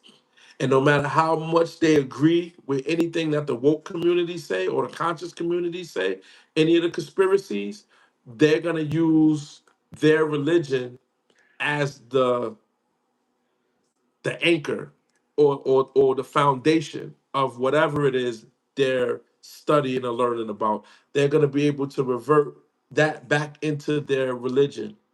Whereas woke people, the woke community or the conscious community, they're a little bit of everywhere. You gonna know who's religious because when you listen to them long enough. Woke, not so much. You won't be able to gauge where they're at. You just listen, right? So I would be considered more woke than religious, even though I do, represent Yahshua, Yahweh, Yahweh Shai, Jesus the Christ, the Anointed One, because of what His name or that name has done in my life. That's the only reason. I was taught to use his names in prayers. I was taught to use his name in meditations. I was taught to use his name in these mantras. And I know that that name moves spirit. I know that that name has turned water into holy water. I know that that name has purified water to cleanse my home, to cleanse my spirit. And it has magical practices and power. So that's why I'm adamant and strong behind that name. That name does ring bells in the spiritual realm. It does. So that's why I'm where I'm at with my spirituality, right? But I can't call myself a Christian because I don't believe in all of the Christian tenets. I do believe that the Christ, that he did have more of the oversoul, more of the monad, more of the all in all within his physical body than most human beings who walk this physical earth down here in this third dimension. He had more of that spirit within him, and he showed us who we are and what we are here to do. And he died for our skins, not our sins, our skins. He showed us that we are more than just this fleshly being, and he proved that there is life after death and that we have eternal souls. And he showed us that we have power over legions of spirits, that we have power over these disembodied spirits, that we have power over the Nephilim, that we have power over some of these entities that may be down here parading and masquerading as humans. We have power over these things. And that's what he came here to do. Like Neo in the movie, like Neo in the Matrix, or Luke Skywalker in Star Wars, right? Bruce Leroy, right? This is what Christ came down here to do, to show us that we have superpowers. So I'm not a Christian in aspects of all of their tenets because Christ wasn't a Christian. So I'm about to get off of this, so let me just try to read all of these comments because the chat ain't moving too fast. So I think I can get to everything real quick before I get off of here. Did you practice being a Muslim in prison? I read that. Hey, hey, hey, I'm Catholic. I didn't get into the. I'm not disrespecting all Catholics. I'm just saying the ones in the Vatican. The ones in the Vatican. They're in the Vatican. They're drinking blood in the Vatican. I believe that. I believe that wholeheartedly. Wow, I never knew that they could be devils too. There's evil in all religions, y'all. There's evil people in all religions. All these religions. There's angels and there's demons. There's light workers and there's workers of darkness in all religions, y'all. In the Bible, it teaches us Islam is second nation God raised, which will say not to follow Jesus Christ. They're not taught not to follow Jesus Christ. They do believe in Jesus as a prophet. They don't believe that he is a God. They don't believe that he was super special. They don't believe that he was the last prophet either. That's good. I don't subscribe to religion at all. Seeing where your head is at. Oh, okay. What time do you usually come on live daily? I be picking times. I usually come on at night. Sometimes I come on in the afternoon, but I don't be having no specific time. I should though. I'm when I get this computer and get everything the way I want to get it. I'm gonna be up here every day, and I'm gonna have it so people could call in, cause I like interacting with y'all. You know what I'm saying? So I want to make it so people could call in. So once I get a computer that I'm dedicating just to my channel, and I get my whole setup, I'm gonna do it every day, and I'll have a specific time. Now I come on like every 3 4 days. I don't even come on every day, depending on how I feel. But you could put a notification somehow, and it notify you whenever I come on. Though, do Frost tell you any stories about Malik? Yeah, he told me a lot of stories about him. He couldn't stand Malik. That comes across in you gotta remember, I seen the documentary after I was with this dude, right? So when I watched the documentaries and I see how much he hated Malik, I used to laugh because man, he hated Malik. But Malik was a psychopath. They both were psychopaths. So you got two psychopaths vying for the heart and the attention of the leader who was a super sociopath. Like, man, look, right? John Cuff Frost, my bunkie, right? He might have been the more sane out of Preacher and Malik. He might have been the most sane out of the three of them, right? Because Preacher and Malik was both sodomizing dead corpses. I'm not making this up for those of y'all who don't know the story. I got a video of it. It's the John Cuff. He was part of a crew called the Preacher Crew, and their leader name was Preacher Earl. They called him the Black Hand of Death. These guys were vicious. They were responsible for like 35 homicides. But anyway, if Cuff was the most sane out of the three, I would not want to know Preacher or Malik because Cuff was, man, I ain't never met nobody like him, man. You know what I'm saying? He just used to just laugh all the time. He just talk about murder and just like it was nothing. But he told me a lot of stories about Malik. But I knew he couldn't stand him though. He hated Malik guts. I follow genetics spiritually, true knowledge of self, no God, no God body, respectfully. Okay, I appreciate that. We on the same page. You're definitely woke. You're very aware of what's really going on in this universe. Oh, not this universe, maybe on this planet. There's a lot going on in this universe. A lot, man. A lot, y'all. No other names under heaven whereby we must be saved but Jesus. He said, ye be not Christian. That's just a name, meaning Christ like. Yes. You coming on tomorrow? Tomorrow is Monday. Sometime tomorrow. Sometime tomorrow. Did you know the History Channel says Jesus was between 5 foot 1 and 5 foot 5 in height. He didn't have long flowing hair. Rather, it was short and curly. You can't listen to the History Channel. You can't listen to the History Channel. History Channel tell you the History Channel got white Egyptians. You can't listen to them people. They tell you anything sometimes. We definitely, oh, we definitely need a soul. We never really die. Just take on another form. So true, beloved. So true, true melanin. I clicked and subscribed. I appreciate you, Ricky. Okay, I'm so happy you have this channel. Don't stop. Nah, I'll be here. I'll be here. I'll be here. I'm not going nowhere, y'all. Yeah, there's a lot going on in this universe. One who knows enough knows that I know nothing at all, y'all. I am a baby. Those who are new here, man, I say it all the time. I've read thousands of books, y'all. I did 18 years in prison. I probably did 9 years in solitary confinement.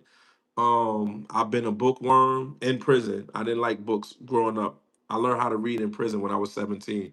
And once I learned how to read, I became a bookworm. I wanted to read everything. So I did a lot of studying. I read every religious book known to man, some of them 30 times over.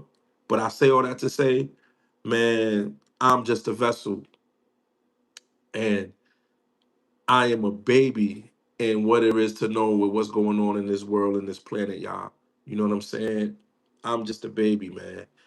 And the minute you think you know something, something will come along and show you you don't know nothing. You know what I'm saying? I thought that all blacks came on slave ships. And now I'm hearing that this FBA thing that some of us was here, before slavery. And the only reason why I believe it to be true, the only reason, well, there's more than one reason, because I've read books that alluded to it, right? And when you read enough books that allude to something, there got to be some kind of truth to it. And when the masses tell you this is the absolute truth, like we all came here on slave ships, then you got to start to really question that and be like, because they want us to all believe that, right? I read a book, Before the Mayflower. No, no, not Before the Mayflower. They Came Before Columbus. I don't know the author, but in this book, They Came Before Columbus. Good book. And it basically talks about the Olmecs in South America. I don't know if y'all know about the Olmecs, but the Olmecs are this African looking race that was in Mesoamerica and deep South America. And they got the statues. I don't know if y'all ancient alien watchers, so if you are, then you know what I'm talking about. I love ancient aliens, by the way. But so in the book They Came Before Columbus, it describes how this African king kept sending ships across the Atlantic. And there is some kind of like I don't know the technical term for it, but there is a current that will send ships from the west of Africa straight into South America, right? And there was a king who kept sending ships.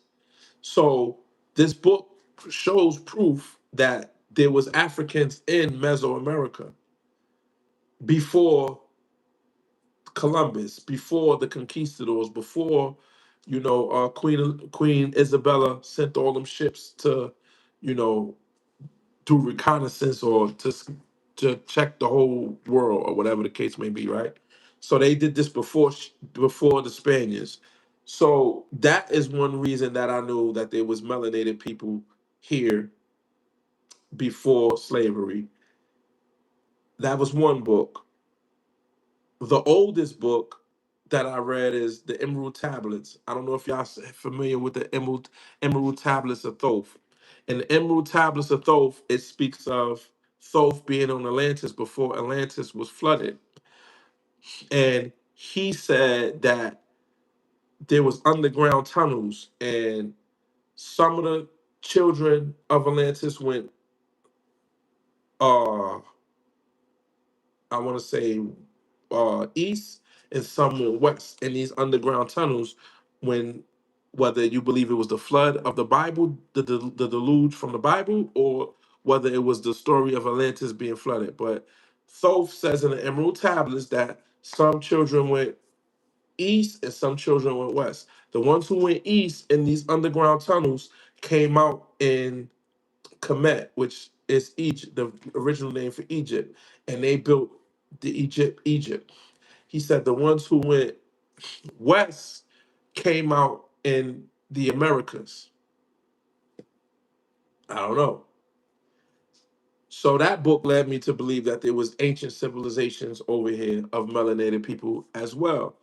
And then the last thing that I read, and this is a fact, all the other stuff could be, they got the Olmecs, you got these African heads, and you got some of the artwork, and then the whole book basically showed the comparison of Egypt and the Mayans and the Olmecs, how they had a lot of similarities, not just the pyramids, but their belief systems, their pantheons, and the way they live, right? So that could be refuted. However, now, the last thing that I read was some Moorish stuff, and that's a whole nother conversation about the Moors and their nationality. But this is a fact. The Moorish Muslims, the black Muslims that, I don't know if you know about the Moors invading Spain and conquering Sicily and all of that, but these Moroccan Moors had a treaty before slavery with Queen Isabella, because if you look at Spain and Morocco, it's right across they right across from the, what sea is that? It starts with an M. But they're right there. The Moors are here in Morocco, and right above them is Spain, right?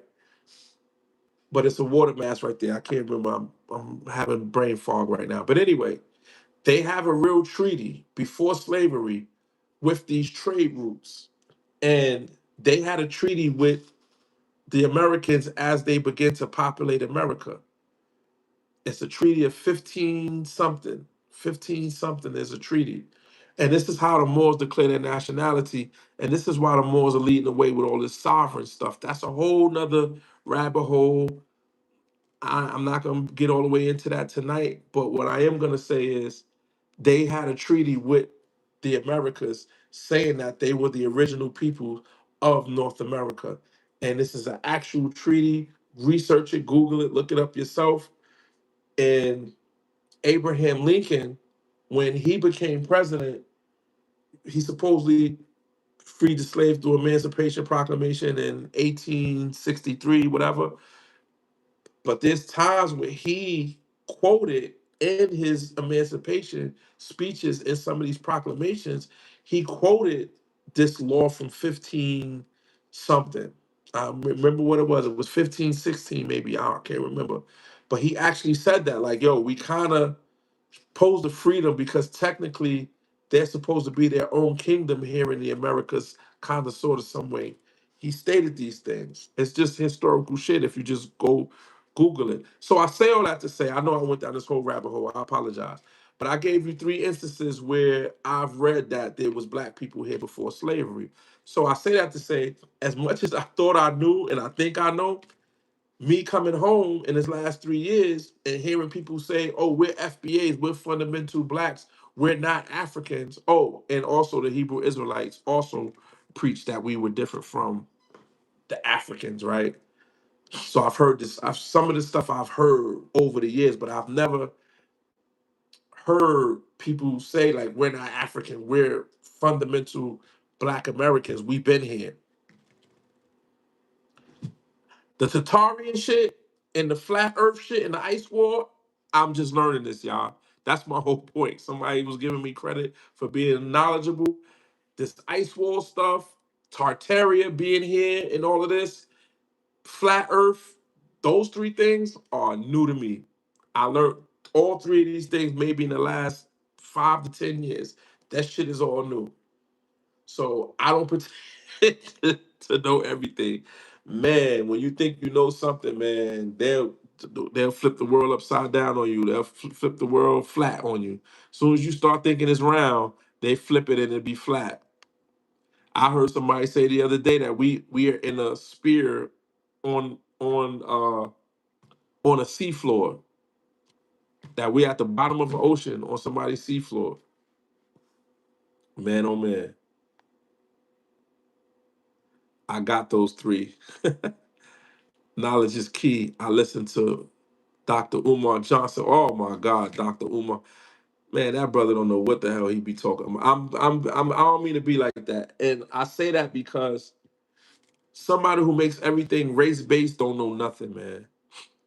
Anybody who makes anything race based is a baby when it comes to knowing who and what we are. And most of the ones, Raheem Jamal, the young Pharaoh, the brother Umar, all these brothers, Dr. Umar, all of this pan African super black nigga pride stuff and all of that, man, they babies, man.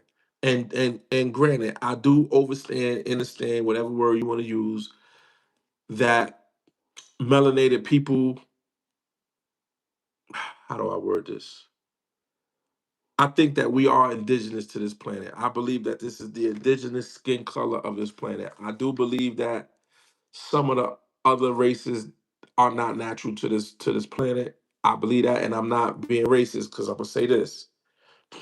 That part is some truth to that. I believe that we are the original Earth souls, and that this is the color of the dirt, whether it's wet, dry, it's this color, right?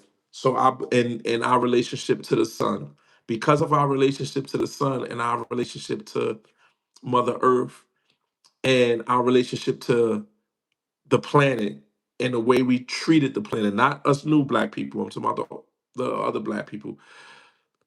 I do believe that we are the original physical bodies for this planet. However, this is what I'm going to say with this. When one really becomes spiritual and understand that we are all ancient souls and we don't die, and we all have the divine spark from the all in all most high, just because somebody's not black doesn't mean that that person is any less God than you, or you're more God than somebody because you're black and that person is white. That doesn't mean that, because that white there are white people who have more God spark than African Americans or fundamental blacks or people of color, and there are people of, and there's vice versa. You have some evil people of color that may be eviler than any white person you can throw at us. So it goes both ways. It goes both ways. Um, I believe when they created those bodies, that the DNA of those bodies may come from some entities and beings that may be a little different from us. They may be a little more cold and more callous, but the soul that enters that body comes from the all in all ineffable one. So that soul still has a choice whether it wants to be good or bad, and that for black people and white people. We all have a free will. We all are not destined to be a certain way because of the race or the family that we are born into. So I don't be stuck on the whole, oh, the black man is the original man and all of this and all of that, and the black God and the black man's God and the white man devil. I don't ascribe to that because I see black devils. John Cuff is a black devil. I was in a cell with him. He lives to unalive other black people. So the dude that I told on, he's upstate for 5 homicides. He loved to murder people. He was 18 when they put handcuffs on him. He already killed about 6 people already. He was 18 years old. So miss me with the whole black man being God and white man being the devil, and we just kind and gentle people, and white people are evil and demonic and all of this stuff, because I've been around some stone cold killers that will kill a black person faster than a white person would. And I gave the story of Rwanda, where you had them white people in Rwanda, them white women parishioners running back into the jungles and running back into where they were unaliving black people.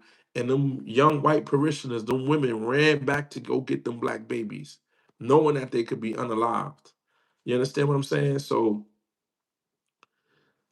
I don't ascribe to all of that. You know what I mean? The racial stuff. I do believe that we're different. I believe that. I believe that we're not the same physically. That the bodies, if that understand what I'm saying, you have a soul though. The bodies are different. So when a soul comes into the third dimensional, this density, and becomes into a certain soul group or a certain family or whatever, that body, that DNA or that family that is born into is going to have a particular DNA and a particular vibration, which would uh program that soul to be a certain kind of way. Yes. But the minute we unalive, or the minute one of us unalives, if I was horrible, then I'm coming back. I might come back white. If that white person was a good person, that white person might come back a better white person or a better black person, or may not come back to this realm of reality. Do you understand what I'm saying? We all have the same capabilities and possibilities. You understand what I'm saying? All of us. Where you think Cuff is going when he dies? John, if he don't repent and change, where you think he's going when he pass away? Where you think that white parishioner who went out of the safety of the hotel and ran back into the jungle in Rwanda to save them black kids and they unalived her? Where you think she went? You think because she white, she automatically went to hell, or because she was white, she's automatically a devil, or because he black that he automatically a god or he's a lost god? No, that man has a demon living in his body. And that woman was an angel in disguise of a white woman. So I don't listen to the Umars and the goofy shit some of these brothers be saying, because if you're really woke and spiritual, you see a human being for what a human being is, and you could not judge as in you passing judgment on somebody. I'm saying having discernment of what you're dealing with. When I say judge, you can have discernment on what you're dealing with, no matter what the skin color is. You could see the soul of a person, and you know good or bad by your interactions with a person, and you don't prejudge somebody just by the way they look.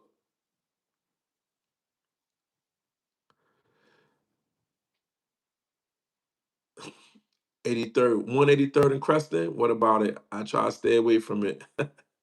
Is that so stupid to only trust people from your direct lineage? Yeah, that's stupid to just trust people from your direct lineage. Didn't Cain slew Abel? Didn't the other 12 tribes of Judah want to unalive um uh Joseph, and they sold him into slavery? Your own family sometimes will be the ones that'll hurt you the most or do the worst to you. Your own family.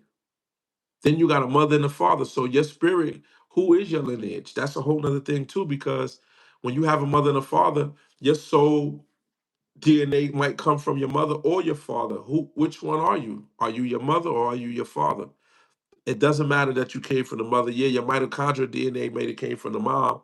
You understand what I'm saying? But your soul DNA, your generational curses could come from your mother or your father, your personality traits, right? If your mother family was drunkards and drunks, are you a drunk? Your father was pimps and gamblers, are you a pimp and are you a gambler? Your mother family could be kind-hearted and giving, give you the shirt off their back. Are you like them? Or are you like the cold, not showing love type as your father? So your lineage could be misconstrued too, because you have a mother and you have a father.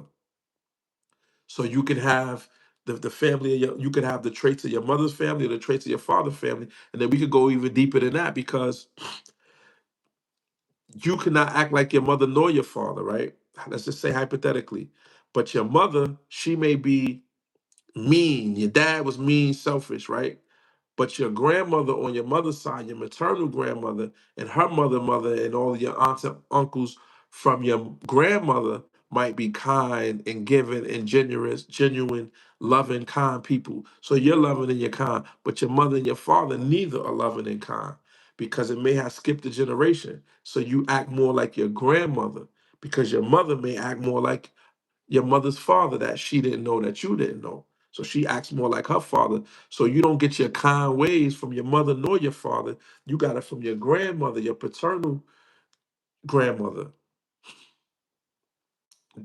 There's a lot of spiritual stuff that goes on in the making of a human being. A lot. So when we sit and we prejudge, someone who has spiritual discernment, you don't prejudge just based on someone's color. You have to really do your research and have discernment and know who you're dealing with instead of to prejudge. Because if we open up our doors to everybody that's black and thinking because they black, they're righteous and kind and genuine and all of that. The only thing you guarantee they might know how to dance or cook or something. They might be good at sports because physically, we're more attuned to the vibrations of this planet physically. But spiritually, we could be more off than a white person. That's the only difference. Our physical bodies, we look like the earth because we're from the earth. So we're more physically inclined to these vibrations. So we may vibe a little different in collaborations with this earth. They're a little more pale, so they're naturally from a system that may be a little further from their star. So their pigmentation and their relationship to the sun and the melanin that comes from the sun is different. So their vibration might be off here, right? Their vibration might be a little better on an ice planet, right? Because of their hair and their pigmentation. So just because we're more in tune to the vibrations don't make us a better person though. It don't. That's soul, that's physical DNA, right? But our soul DNA could be just as off as them. We could be out of rhythm and out of whack. You ever see a black person that can't dance? They could be out of whack, just like the our Caucasian counterparts, brothers and sisters. It's a spiritual thing. It's not a physical thing. But anyway, I appreciate y'all. I thank y'all. Thank you. May God keep on blessing y'all. I appreciate y'all. You not so. I know you a good path in the comment section stuff. I appreciate y'all. I thank y'all. I love y'all. Peace, love, and light. I'll be on here again, probably tomorrow or definitely the day after. I thank y'all, man. Peace, love, and light to the collective. Y'all have a good night.